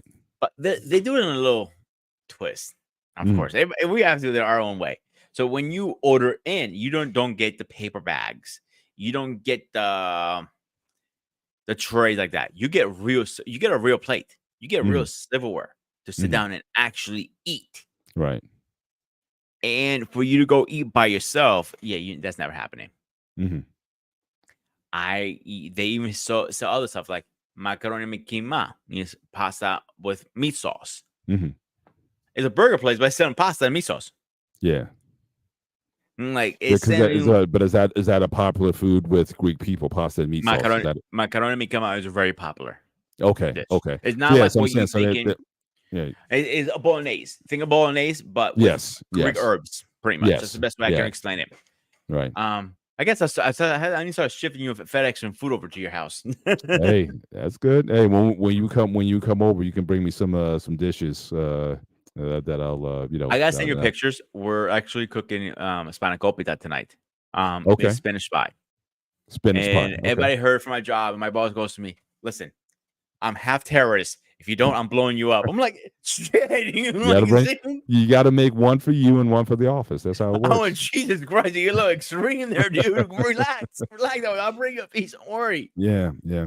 But Oh shit. but the people for the most part embrace it. Because I know like there's some places like I hear France like very, even though they're there, they're very francophone when it comes to food. Like they hate like hamburgers and things like that. Like if it's not like real French food, so there's like almost like a rejection of the Americanization. But the people there, they mostly adopt and accept these franchises and changes in foods. Because I'm sure a lot of these foods weren't even like was a hamburger even like a popular item? No, Just but like pizza if I was was. in Greece when you were there early on, I said, look, you know what? I feel like having a hamburger. Could I No, easily just go and get one? Was that a popular food to grab, or no, is it a no, but like pizza was one of the most popular between gyro and pizza. The two most things you call to get delivered. But all pizza right? was Now made with settle a now. twist. Now I'm sorry. I'm just spitting as you're Yeah, yeah, yeah. talking. Now pizza. I heard that it didn't originate in Italy, but it originated in Greece. I don't know how true that is, but it's like it's not It's a true, lot of actually. foods that are attributed to these countries. I heard pizza actually originated in Greece, but I Yeah, can't. I actually got in this argument about a week or two ago with my chef. We got in a screaming match about this. Mm. And he goes, and he's one of those chefs that he thinks he knows everything. Yeah. Okay. So, and I went to him like, yo, fun fact, pizza was originally from Greece? He goes, no, it wasn't. And we're like, what are you talking about? Greece is actually made in America. Oh, Seriously? geez. Like, you're one of those. Okay. Mm. So Greeks grabbed the pita, same thing you use Right, for a gyro. They right, added little veggies on it and they just roasted it, and that's what they hmm call pizza for them right. in ancient times. Now let's hit the time machine and go. Let's say 1998, for argument's sakes. When I used to order pizza, that wasn't pizza to me. There's no marinara on it. You know what I'm saying? hmm Yeah, And I want to touch this quite Blaze in a second because I have a reason in a minute. So, but it was like fresh tomato with cheese. yeah. That's what's pizza to them. hmm I'm like, and when I bit into it, it didn't taste the same to me. Now, that's why I want to eat a pizza when I'm in the mood for it. It's hmm pretty much a garden pizza. You think of it with no Right, marinara. right. Well, it's basically like the flatbreads. I mean, that's the thing too. You have your pizza and you Similar. have your flatbreads, Yep. people make that distinction. Yep. And the pizzas, a small Domino's slash Pizza Hut pizza was a Mhm. large for Greece. You never get the was it 12-inch, I believe it, or 16-inch. I can't remember. I would A mix those up. large is typically 16 to 16. 18 You'll inches. Yeah. never find that in Greece. Mhm. Then like the 10 inches. I'm right. The 10 inches is the smallest one you get from Right, right, Domino's. That's right. the biggest you can get, and that will In fill Greek. probably a good family, only of three. Now that's from the Greek perspective, but I mean, if there's like an Italian immigrant in Greece or like an Italian I restaurant, throw it in my head. they would probably still make a large pizza, right? Or they would only make like a 10-inch pizza. I assume they'll make it a 10-inch. It will follow the norm in there. Okay, okay. So even Pizza Hut came in. They now make the big pizzas too. Remember back in the 90s, they used to make the was it 16-inch too, I think. Am I mistaken? Yeah, they Oh, you did. had your well, I think you had The your jumbos they large called them. extra, you had large, extra large, or jumbo, or whatever it called. I think the jumbo might have been like an 18-inch pie. I remember that back Yeah. in the day. So Pizza Hut didn't do that in Greece. They only made the 10-inch. That's it. Mm, wow. Like the stuffed crust, that was one of my favorite ones from Domino's. They didn't make those. No hmm wings on the menu. Garlic bread, I think they had. I can't remember that much, to be honest with you. hmm I was a little younger at the time too. hmm But you didn't have like all this extra stuff like we have here. It was like hmm This, a Athens Pizza. How can I help you? Okay, can I get let's So I say want a 2 large pies? pie. I got 5 people over here. We want 2 Yeah. large pies. And most Someone pizzas drops them off. We get and 2 all tennis the pies. It's like, how are we yeah, gonna eat this? and this is the difference about deliveries in Greece and here. You didn't drive your car to get delivered. You got the scooter. And that's how you delivered it always. And you know the little Wow. thing in the back. Like remember the Ninja Turtles? Remember the guy with the Yeah. scooter, the first one? Yeah. Same Yeah. concept. Same concept. Everywhere in Greece. So back to Lexico, I think it was he says the 90s video games. Yeah, dude. Like those days are gone, lost, and disappeared. Mhm. Even now, if you go to any Pizza Hut, it's not the same. I want to Yeah, just but it's touch like base it's on rarely packed. I mean, very few restaurant chains because I think people's just mindsets have changed. Like people just want to keep moving. You go through the drive-through, you get your stuff, and you kind of keep it moving. The idea that. of Totally some agree. and again, a lot of people, quite frankly, you don't want to pay that 20% tip or whatever. Whatever's um people say whatever the standard is, that 20% of it, people don't want to pay that. So I'd rather get my food and go home and eat in the privacy of my home. That seems to be definitely something that I'm seeing more and more people opting to do. If I go out, if for like special occasions or something like that, okay, fine, I'll go out. But just for like an everyday type of dining experience, like a sit down and eat or something, whether it be Pizza Hut, KFC, or whatever. You typically get your stuff, you bring it home, you eat it at home. You find the local and you do that. But actually going to actually sit down and eat, yeah, not as likely as today. But I want to move on a little bit to Hmm. we talked a little bit about you're seeing the chain stores, you're seeing the fast food, the franchises that are there. What about the general architecture? Are you seeing like because I know you said like most of the homes are like brick homes and people live That on didn't top of change. each other. That is a state law. The buildings have to be built by brick, no matter what. Okay. Okay. So that didn't change. I think we're the only country that builds our houses on wood. To be honest with you, Yeah. Yeah. I would definitely agree with that. But now what about like the cityscape, like Athens? Are there like skyscrapers? Are there like steel and glass kind of buildings, or is it no, still that's still kind the of that? same. That part stayed the same back then. It didn't change. The only thing when I realized that people are still fighting over um which car goes to they pollution in Greece is really bad and the traffic. So you have to they broke it out this way. It depends what number your tags are, you're allowed to travel or not travel. Let's say high numbers can travel this week, low numbers can travel this week. Really? Just to Yeah, deal with the traffic. go back and Mhm. forth. Mhm. Every other day they change it. Not Mhm. like so. Let's say you have one car, for example, Mhm. and you have a high number. You gotta take the public transportation, but because your wife has a low number, you can take her car instead. Mhm. And because she's not going in the city, so she doesn't mind switching cars back and forth with you. Mhm. Yeah. Yeah. Even delivery trucks, as a semi. Right. If you find out you're not traveling that day and you get called, the ticket is huge. You don't want to get fined. You better just Right. park and just wait. Most of them. That's why most of them have like 2 or 3 trucks. Doesn't waiting to change out the loads. Right. So it seems like to some extent Greece has resisted modernization. Like if you go to like Britain or um even Italy now, it has like these modern Germany definitely. It's a very high tech sort of structures. Asia, China, Japan, and whatnot. They still have some of the classic, or they have hope. They pay homage to the old, but then they've embraced like essentially like the 21st century. It seems like Greece is still kind of stuck in time, like one of those old cities like Prague or something like that, where it's like the city looks like it's still back in the 1900s more so than like a bus high tech type of vibe to it. It doesn't have that kind of. It still has that kind of old country kind of vibe to it still.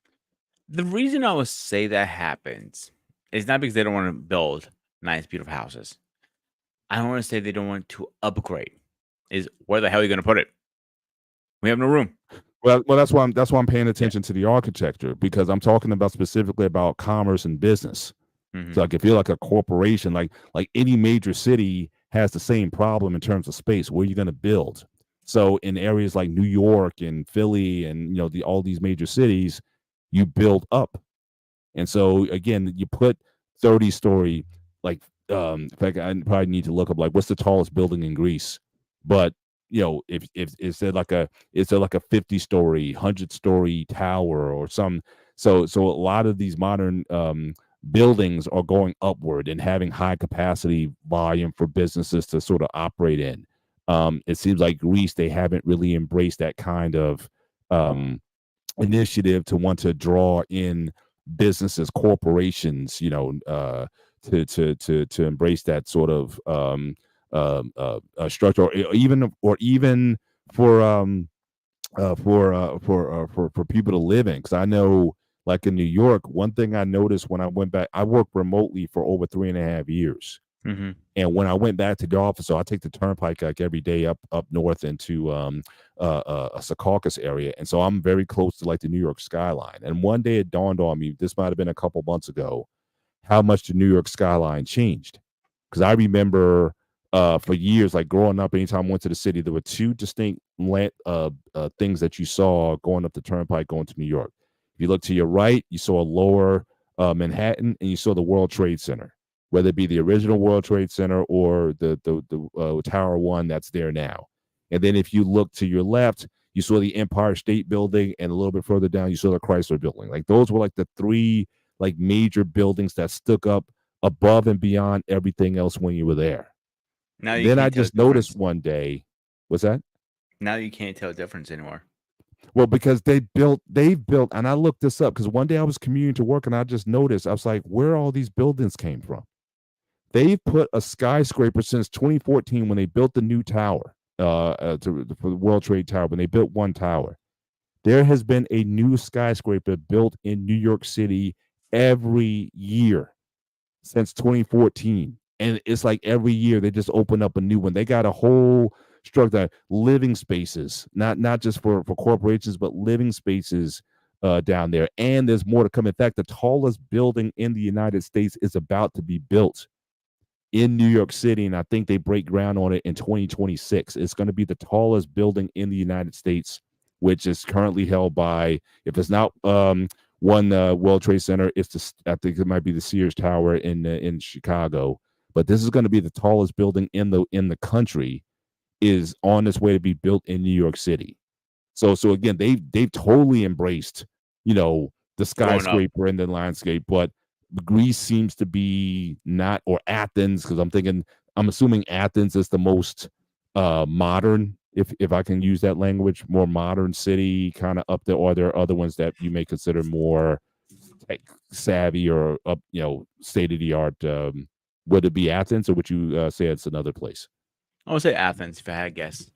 Right. So Athens seems to like they want to, somewhat maintain its cultural status. It doesn't necessarily want to change for, and you go to Athens in a few years, it's like where all these skyscrapers come from. It seems like that's not something that they're necessarily embracing. They want to maintain the historic look, or the charm, if you will, of the city. Yeah. I think it's a combination of a couple of things. One is Okay. the historical fact, because you have historic everywhere. If you start building skyscrapers, you might destroy something you're not supposed to. Hmm. Yes, and like here, the National Historical Facility, I think it's called, whatever it's called, The protects that stuff. Preservation Society, I Thank guess. you. It protects it. Yeah. And so that Mhm. if you're breaking ground and all of a sudden you break ground and all of a sudden you found a tomb or something, you gotta stop what you're doing. They have to come in and figure out how they're gonna get this out, or they're gonna buy your property off you. Mhm. That's how serious it is. Mhm. And so that's one factor. Two factors, obviously, the room, like I said. And three is I don't see it happening. Personally, I don't see it happening because it's hard. There's no way you can put it. If you go Mhm. up, you can go like, okay, this small. You have to buy all the other properties. Are everybody gonna buy Mhm. or sell? Because a lot of people won't sell. That's the thing too. Mhm. A lot of business won't sell. Tell you right Mhm. now. Right, right. Um, All right, let's a couple more subjects. We're about 30 minutes left in the show tonight. A couple more subjects I want to tackle. Um, what about television? I mean, this might be something that obviously, since you said you do watch a lot of Greek TV and whatnot. Uh, how has television or media I'll just maybe just more generically media, whether it be social media, television, streaming services, um, how has that affected, in your view, how people think, how people operate? Um, yeah, if you talk a little bit about that, and also how's TV changed? Like, is compared to American television, is Greek TV more violent? Is it more explicit? Like I know in some countries, like Australia, for example, they show nudity, for example, on TV Hmm. in Australia because they, it's like the soap operas, they have nudity in them. It's they're not as strict on some of those social mores as certainly not as here and whatnot. So talk a little bit about how television maybe has changed a little bit in Greece, or how media in general has affected how people live and how they process information in Greece. From your perspective, how would you say that that works? So when I was in Greece, when I was born, raised and all that stuff, Hmm. it was very free, open market kind of thing. Like if it was a sex scene, it was not gonna be like rated, or rated X, for example, or rated men for mature, right? There, you can watch the sex scene right there. Whatever. You can turn it on, and after midnight, it was all the porn comes on. You flip the channel, like I got What porn it's by what accident. it's but it's free there, or is it like you need cable or something? No, it's free. Wait a minute. Well, actually, we got to change that. Corn was free to watch after midnight in Greece on regular public television back then. Yep. Wow, wow. So you got fathers take their kids to brothels at age 16 to give them that carnal education, Hmm. and there's free access to pornography after midnight on the local on the TV set. You don't have to buy. See, back in the day, we used to have to buy something like the Playboy channel or some adult channel, part of your cable package, if you want to see explicit content and whatnot. But you're It gets better. saying it's open access over there to watch Hmm. to watch that stuff. Yeah. Wow, When I was that is younger. very different. Yeah. Like even in buying a Playboy, if you were, let's say, 12 years old, for argument's sake, they wouldn't question it. They'll buy it. Here's your money. Here's my money. Have a good day, boy. So they weren't checking ID. No. ID didn't come to later after I left Greece. Remember that. They started cracking Right. down later. Okay. So if I had to guess, I'm not guess. This is my real opinion. Is earlier you're exposed to things, more mature you become, and more responsible you get. That's Mm. my opinion. Always like, and people hear about the drink. Oh, to age limit. How dare they? Like, no. I hear that a How, lot. Yeah, how many DWIs do we have? How many fatal accidents do we have in Greece? Look the I hear that statistics. a lot. But but to your point, like it's part of the culture. Like Yeah. drinking like wine, for example, kids like are given like a glass one. They're not gonna give you a bottle and just let you run off with it. But again, the fact that it's introduced early in their lives, it's definitely part of the culture. I'd be curious, anyone in the chat who has some experience with that, or from a different culture, whatnot, where alcohol or certain things are introduced to kids at a young age. I'd be curious to know about that, because that is a major difference that I've seen, and certainly even Americans have adopted to certain extents that don't try to keep your kids away from alcohol or whatnot. Let them let them have when they're 12, 13, 14 years old or whatnot, so that when they start drinking legally, they're not just like, oh, let me run out and get it. That's a different philosophy here, but I hear it so much in other countries for people I've known over the years that they introduce things like wine or certain or beer or something like that. It's not a big deal because they don't make it a big deal. So I'd be curious to know, for those who have heard that from other countries, or if that was how you might have been raised in your family in terms of that sort of thing. I'd be curious to know about. I'd be curious to know about that. But so you're saying now, you were saying that back then the TV was could be pretty explicit back then in the 90s or whatever. Yeah. So how is it now? If is it has it gotten worse? Is it more censorship now, Oh, or it's a is it lot sensitive now. 100% sensitive now. so they Like actually I they even went the opposite. the other way. They've Yeah. actually shut a lot of that stuff down. Whereas back in the day growing up, that all that stuff was open access and nobody. Yep. What do you think happened in the interim? Like what was the did the church Politicians. get involved or the Politicians, not churches, politicians. It's really? always the politicians Yeah, but saying, politicians play to a base though. So who is somebody politicians always benefit from somebody who's stuffing the coffers. I don't know. Was it the Orthodox Church who said, "Hey, we can't have this"? Was it I the think it's who the was politician looked at it like somebody came like a lot of politicians who are in Greece right now are usually from states from here. They grew up here, they were the politicians here for a while, really then they go over there and they wanted to change their country. One of the presidents was a business CEO. I'm not sure which one it was, a CEO businessman in the United States in New York City. He retired early because most those guys retire early, right? and the seat of presidency was open, and they begged them pretty much, please come back to the country, you become our next president, because we think running the country like a business is what we need. Right, right. He And denied so it. now do Greeks are you allowed to have dual citizenship or I have what's it. the you have dual but is that common? They don't make you if you grow up in America whatever, but you can prove that you're of Greek origin, your family's from Greece, they allow you to have dual citizenship here or Yeah, they don't no big deal about it, right. because And it's a little different here and there. At least mhm, you're he hasn't proven he was raised in Greece. He went to the military, all this stuff. That's stuff they really care about. mhm, To become a president wise, like here, same thing. You have to at least born in the country, prove this. right, right. The president can go live somewhere else for a couple of years and come back and Sure, then run for sure. president. Right. The president can be lived here and lived in Greece, for example, and had a sister in Greece. Doesn't stop him running to be a president later on. Right, right. There's no law against No that I know of, at constitutional, least. yeah.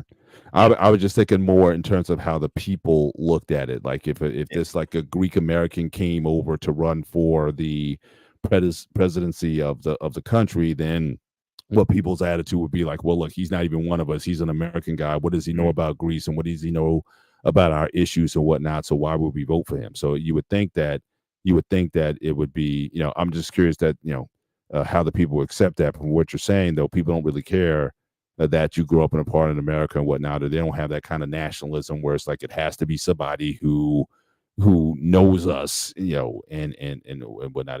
That person can be from anywhere. I think it's more yes and no to that. I think it's yes, they need somebody. They want a first blood, because most of the politicians, like one of the couple of the last presidents when I grew up in my time in there Mhm. in Greece, it was the same president year after year after year after year after year after year. Yeah, He was yeah. there in the throne for it was his father, then the son, then the grandson went into it. Okay, And after okay. the grandson, because the grandson was shipped to here to go to school and learn politicians here. Mhm. Then when he was done in school, he moved back to Greece. That's common, people going to abroad for Sure, schooling.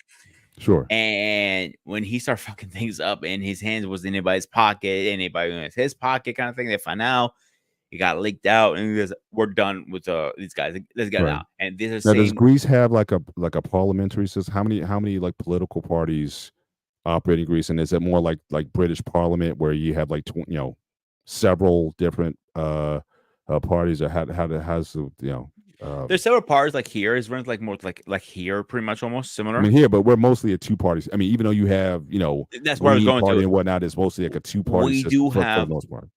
4 parts that I remember of, but there were 2 major ones, 2 big ones. Right. And those were like Korea means a new republic Hmm. is the biggest one. I can't remember Hmm. the other one off my head, to be honest with you. Hmm. But those are the 2 major ones that everybody knew about, everybody kept an eye on, and everybody voted for. There are Hmm. 2 other small ones, and we're like, Hmm. they're not small, but they are small still to the media eye, if that makes sense. Hmm. Yeah. Do they have like a parliamentary sort of sessions? Like I don't know if have you ever seen British Parliament? on A little TV. bit, yeah. Yeah, that I think is the dopest. Just, I mean, I'm not saying it's perfect, but the fact that you have like the prime minister has to stand up and on the fly and have to defend positions that are coming from the Congress. If we had something like that here, that'd be like the greatest thing. You imagine the president would have to members of Congress or whatever, he would have to be in the chamber and people raise questions and they got to go back and forth and defend the positions. I would love to see something like that here. I don't think it would ever happen, but I like how the British do it, even though it doesn't always yield a result. But I used to watch it on C-SPAN like all the time, and I always thought it was fascinating in terms of how they pull that off. But back to the television. So you're saying that now things have become more strict, more PC. Is this reflected in terms of how people operate, like in terms of like conversations? Are things that you may have said back when you were a kid, are a certain language now that's acceptable or not acceptable at this point? Are people more, reserved in terms of not being, because even though you said there's a lot of gossip and people like to talk there, but are people more apt to resist saying certain things that may have been acceptable back when you were back when you did the first time or in the times that you been there since? Have they become more PC as a culture, you think? Oh yeah, some things are definitely PC. I watch it live downstairs my mother's TV because I have Last TV Max is called Right, the streaming service she uses, and this is you gotta get now an hour behind or delay whatever. Therefore, one right, right, channel is four different versions of it, right, and depends what you're watching and what time. You might get right, the rated M for mature kind of thing. You know what I'm saying? right. They're accepting two adults like you're watching like a series, whatever series it was. Let's say uh, a series about a couple or billionaire, people with money, for example. There was one series like that. And they Mhm, were a whole full sex scene. And you see them like going really at it. They're not mhm, actually having sex, but close right, to it. The only thing they're literally covering themselves up in the down there area yeah, is yeah, little duct tape. That's it. right, right. And they're humping and everything. I'm Mhm, like, kind of like pretty much like dry humping, pretty much, if you want to yeah, call it. yeah, right, And now they cut that back completely. Like you might hear a little moaning, a little touching, a little kissing, maybe a boob here, a boob there, but that's it. mhm. Nothing more than that. And again, that was then. You'll still see that today? Is that in current? Yes, I'm talking about current right now. Right, right. And there's no restriction, there's no again, no premium channel where you see that could still be um an open TV that a kid can watch if their parents. Now, are parents typically that strict? Just like you talked about with the alcohol, are parents more apt to let their kids like watch that kind of content so it doesn't like shock them, I guess, when they get older? I mean, is that a Greek parents generally a bit more loose when it comes to monitoring what their kids are In my watching and stuff? experience, me personally, they were very loose with me. Like you can watch whatever you want. My dad was like, Mhm. You're gonna be exposed to this no matter what." So he didn't care. He took me to rated R movies a lot of times, and when I shouldn't be in rated R movies. Mhm, mhm. I saw The Demolition Man, for example, the whole sex scene. Like, Right, like I right, was right, I was very young when that movie came out. right. I should have been in that movie theater. I still watched it. So I want to say yes, but that's my parents. Mhm. It's same here. Every parent's gonna be a little different. Some people are like, "Oh no, no, my son's not gonna watch that." I'm like, I Well, don't. that's what I'm asking you, like, in terms of Greek culture in general, are they typically less, um, um, puritanical, I guess, than where I'll we put it are this way: here? Yeah. I will. I can sit. I can remember sitting on the table, with hanging out with my friends, and they're talking about penises, fucking, and all this stuff, and just having a plain conversation. So it's very blunt. Right, right, right. But I was more so like I said, the media, like in terms of what you allow your kids to be exposed to. The impression that I'm getting is that Greeks people are generally more open and they're not so. In fact, there was a comment that Blaze had. I want to address it. He said, I think he said, growing up, depending on your surroundings, you get offered to take a swig of liquor. Majority of the time, these were grown adults, but weren't your adults or outside of or, not your parents. So yeah, I mean, even here, people have different views in terms of how should you expose your kids to liquor early, or should you restrict it until okay, you got to be over 18 or 21 or whatever the legal drinking age. And I know religion also plays a factor in that in terms of what people allow their kids to do and not to do. But it definitely seems like where Greece is seems to be a bit more open society, and it certainly may go to the point to say as much as we try to restrict here, because I always think like America, we're kind of bipolar over here, in terms of we're puritanical on one end, says no, you can't see that, but we're very pornographic on the other end, where everything goes. And so it's like we're wrestling with these issues when it comes to sex education and sexuality and things of that nature. Whereas Greece, it seems to be people are more, it is what it is. You're gonna learn it one way or another, and so it seems like people are going to be more involved in your in letting you see these things and not sort of demonize stuff. It seems to be the comment. Ekane Yeah, I had a was. comment. Yeah. Oh, sorry. Yeah, Go ahead. I actually want to touch. I can explain that, but yeah, they're pretty open with some of this stuff. Like you're going to be exposed to it. Why hide behind false statements? Just open the world to, because the world is not an easy place out there. We all know this. It's a scary and fucked up place. Hmm. It's going to chew you and spit you out. Hmm. So why protect a child for so young? And I think you have to protect them for some things, but drinking is one thing you should not protect. I'm like, okay, you want to take a shot of my beer? Go ahead, take a taste. What's it Hmm. gonna hurt? It's not gonna hurt Yeah. anything. Yeah. Now back to the TV thing, 'cause we talked about like sort of sexual content. What about violence? Um, gun violence or things, is that something that's pretty common in Greek TV or movies They're or in the things movies all over the place. So there are right. a lot of shows, a lot of movies. But one thing we touched base on my stream last night on the Hangout, we talked about the gun laws in Greece. There's not a lot of gun violence in Greece. You're not gonna go grab your gun and blow somebody's brains out because he was sleeping with my wife or he owes me money. Yeah. It doesn't Yeah. work like that. Now, actually, I'll So talk about that. I'll talk about the process, which for some reason we can't that's have what I was over getting here. into. Talk about the process that one needs to go through to get a gun Okay. in Greece. So first of all, they don't look in background. They don't care about your background checks, stuff like that. You could, because things happen in life. It's something you can control. Maybe you're a little punk ass, or you got mixed in the wrong crowd. Hmm. Things happen in life, so that's gonna be out of the equation. Because as you get older, you mature. Let's say you want a gun now. All right, you want it for hunting or self defense. You live in the forest, whatever the case is. Number one, you got to apply for your permit. Number one, all right. And once you get Hmm. approved for your permit, then you have to go through a psycho evaluation. So you have to pass the cycle first, number one, because they have to make sure you're not cuckoo for cocoa pops. You're not trying to kill the whole goddamn state out. So they Okay, don't care necessarily about your background, correct. if you might have had a record or not, but they will still give you a psych eval Yes. in making the determination. Okay. Also depends what is on your background, if how recent and stuff like that. Like they're not gonna crucify you if somebody was like you were 19 Yeah, and you you're were applying 19, for you were 30, 45. and yeah, you served your Yeah, I'm time. saying. Yeah. So there'll be a section there explain why, and you get in details, or you talk to the whoever doing your permit, the cop, and he goes, okay, let's he figures it out. Then you have to go to your like, explain to them. I was young, I didn't know it, and they Mhm. understand Yeah. that. Right. Then you have to go through a training course, Mhm. and then you have a training course, a safety and a fire one. And you probably went through this in the military, no matter what, Mhm. but they want you to do it again. What I Mhm. liked about it mostly is the background. We all know background checks and gun laws don't actually work. Let's Mhm. be honest here for a minute.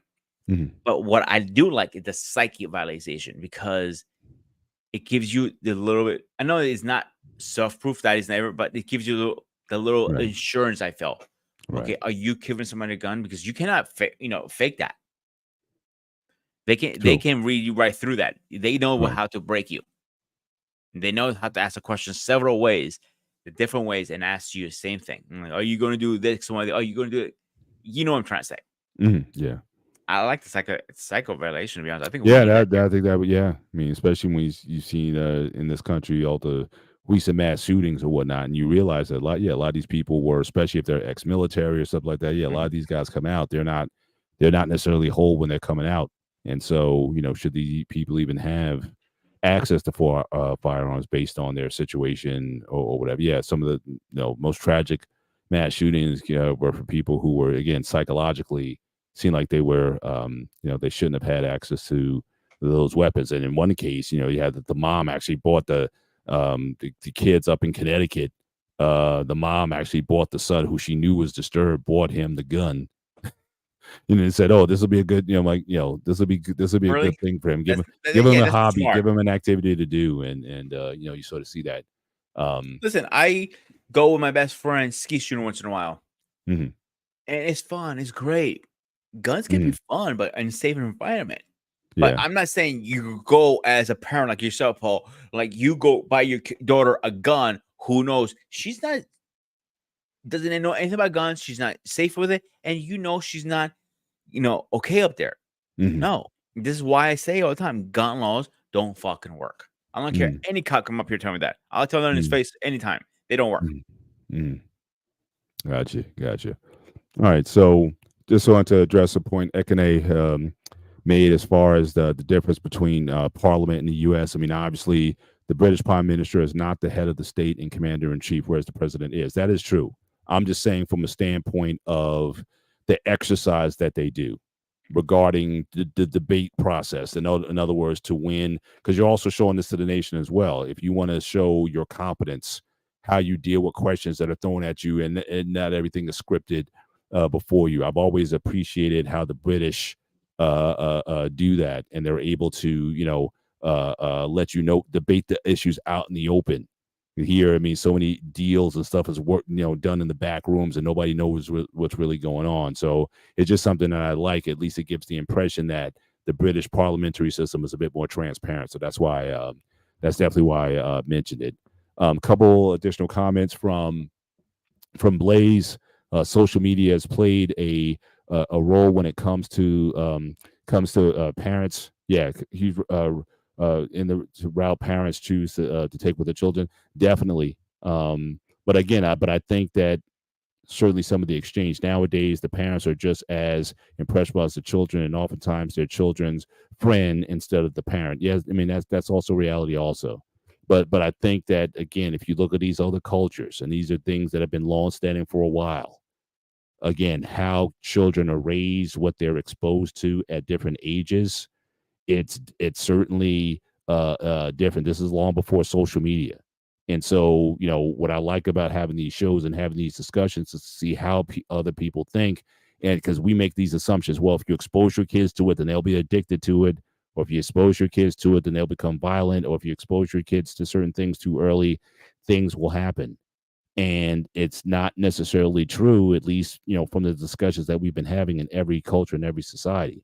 So again, some things are told to us that this is how things are, but in other cultures, again, a lot of them don't have the problems that we do. And so again, hearing how other people's perspectives in terms of how they go about parenting, again, through communication. I agree with you on one thing, the social media aspect of it. Yeah, I mean, people are just picking things up, but I do wish people would just have conversations with people, a group, an ethnic group that you may not know, and just get their perspective in terms of how they go about doing things.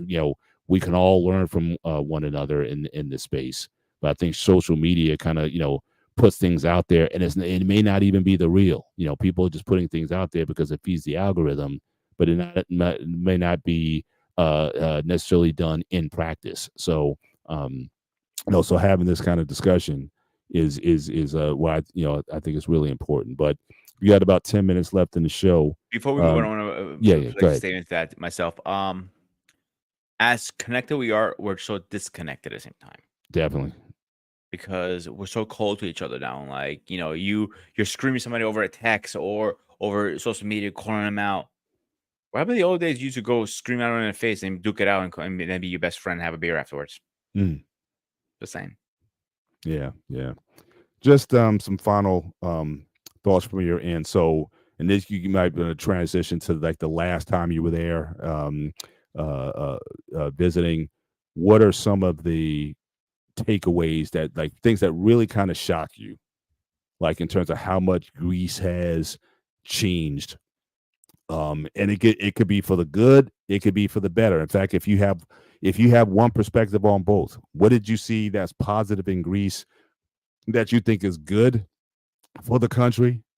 And where do you think, from what you've seen when you went there, that's really, it's like, you see it going backwards, like things that, your top things that really stuck out to you, that left an impression on you, and that, and what to expect when you do go back in the next couple of years, when you do go back, what do you expect to see? Again, I know you talked about the recent decisions in Greece towards gay marriage.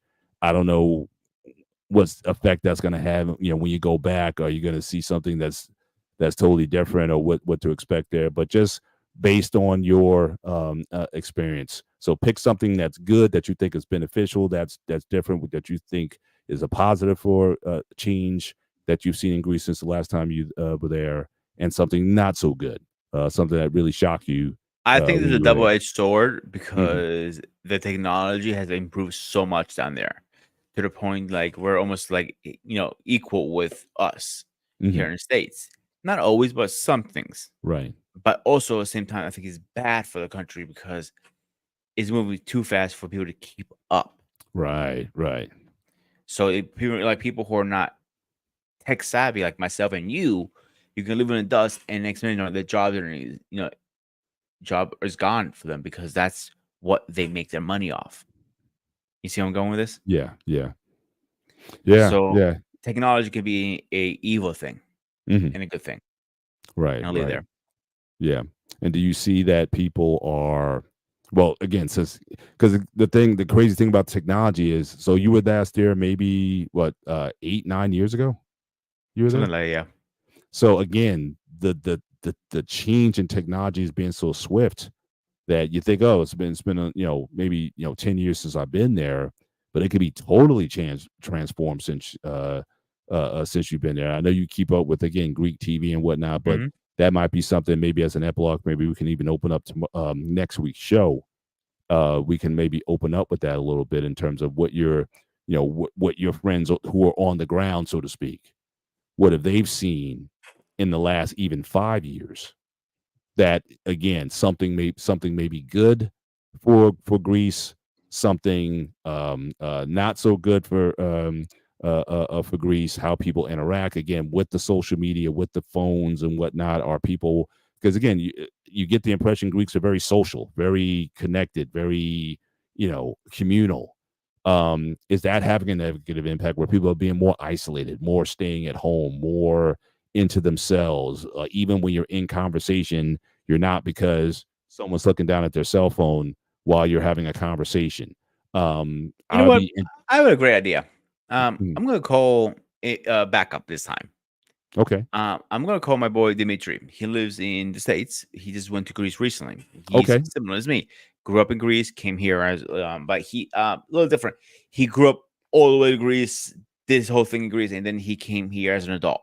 mhm, So let me see if he's free next Sunday and see if he can sure, jump on that'd with be us. great. Yeah, yeah, we can certainly, as a sort of an epilogue to this show, Mm. um, and then we can even talk about the sense from your perspective, again, Americanization. So for next week's show, again, the mindset of a Greek American versus someone born and raised in Greece, someone who still is a major part of Greek culture. What are the differences there, in terms of mindset, in terms of perspective, how you think, how your values, how they've changed? Even if you're going to church, like going to a Greek Orthodox church in Greece versus a church here. I think Father Casadino talked about, when you're here, it's going to be a diverse. You have non-Greeks in the church. You Yep. have different backgrounds of different people or whatnot. So he has, in many ways, he has like a multi-ethnic, multicultural church, even if it's all under Greek Orthodox. Whereas in Greece, you're probably less likely to see something like that. So again, what's it like? And you might even want to ask the question next time you talk to him. What's it like to minister a church in Greece, where you have a much more homogenous sort of population, versus in America where you have, you know, the I you don't think know he's the proper person to ask that question because he he's never, been right. He here. I know he grew up here, but I'm just saying, I'm just sort of thinking aloud here. Yeah. because again, he may talk to other, I don't know what connections he has. He may know, Yep. just like you have your friend that you might want to bring on next week. He may know of pastors in Greece and what that dynamic is like to, how that church operates. It could be very different. And that's one thing we didn't talk about. And I don't know if at the times that you went, did you go to church a lot when you were in Greece, when you went home? I went all the Uh, time. okay. So did you, all right. So maybe we could just end on that as a final thought. As far as your, uh, uh, uh, church, is it pretty much the same, or is it a little different flavor going to church in Greece versus here, even if it's all Greek Orthodox or Okay, Orthodox so church? that's actually a very easy an education question. Church in Greece is one, obviously just Greeks. Mhm. The vibe, best way I can explain it, when I was growing up till I went to Greece the first time to the second time, it's the same. Nothing ever changed in that part. Mm. Right. The only thing that changes is the different priests. They rotate priests, some got transferred and all that stuff. Mhm. Right. But the feeling, being at church, how big it is. Think of the Catholic Church here, Yeah. but in Greece. Yeah. You know what I'm saying? Yeah. I want to leave one note, because most people think Greece is the first Orthodox country that approves same sex marriage, and that is not facts. Mhm. I actually looked into it very deeply.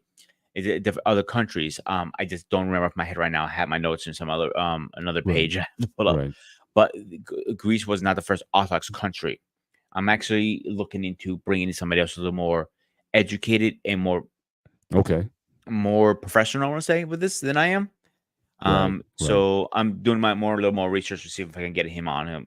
Obviously, I got to say yes first before I say yes. Right. Right.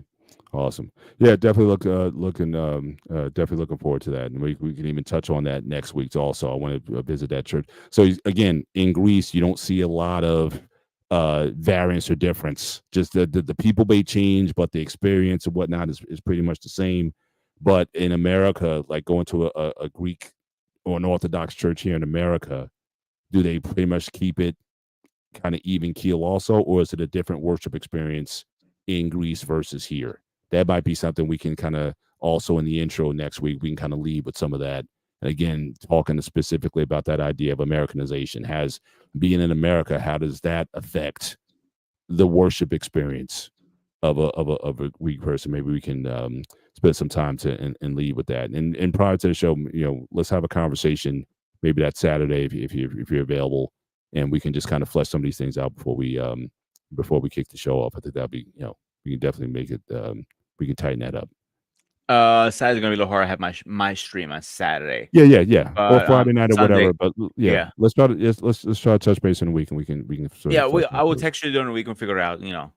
What time we're gonna bring our heads together, like to the noggins and cling.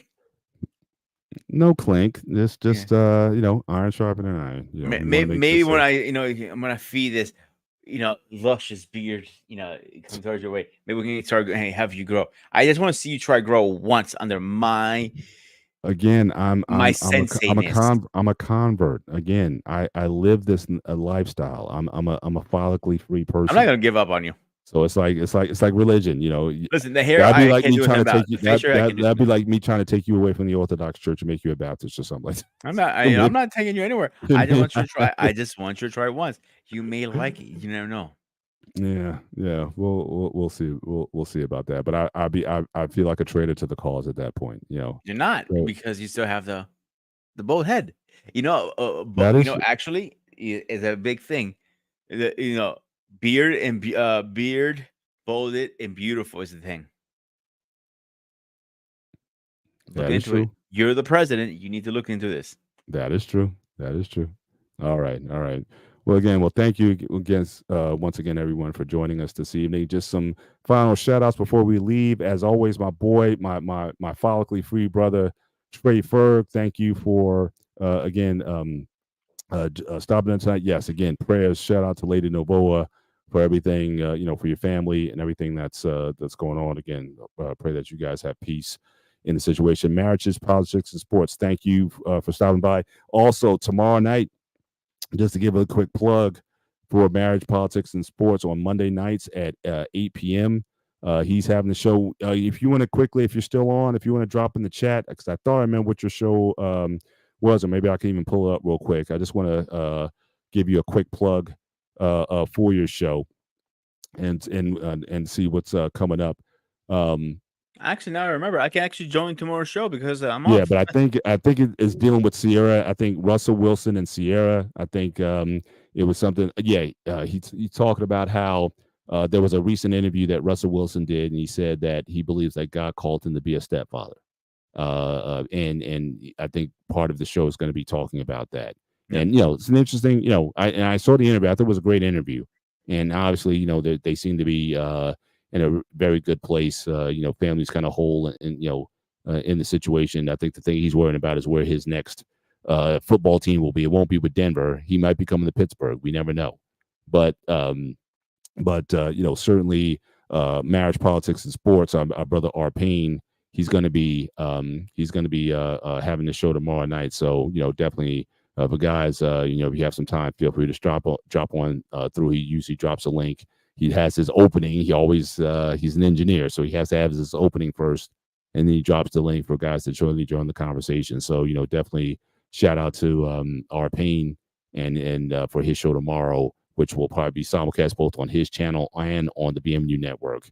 And I think as I was saying on your show the other night, it's really cool now that you have a lot of content creators who have their own channels, but they're also plugging in and simulcasting with the BMU network as well. So again, each channel is helping one another to grow and get traction.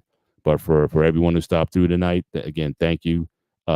Enjoy your work week that's coming up. We're already in March already. It's like the year's like a quarter over already. So this year is flying, and certainly.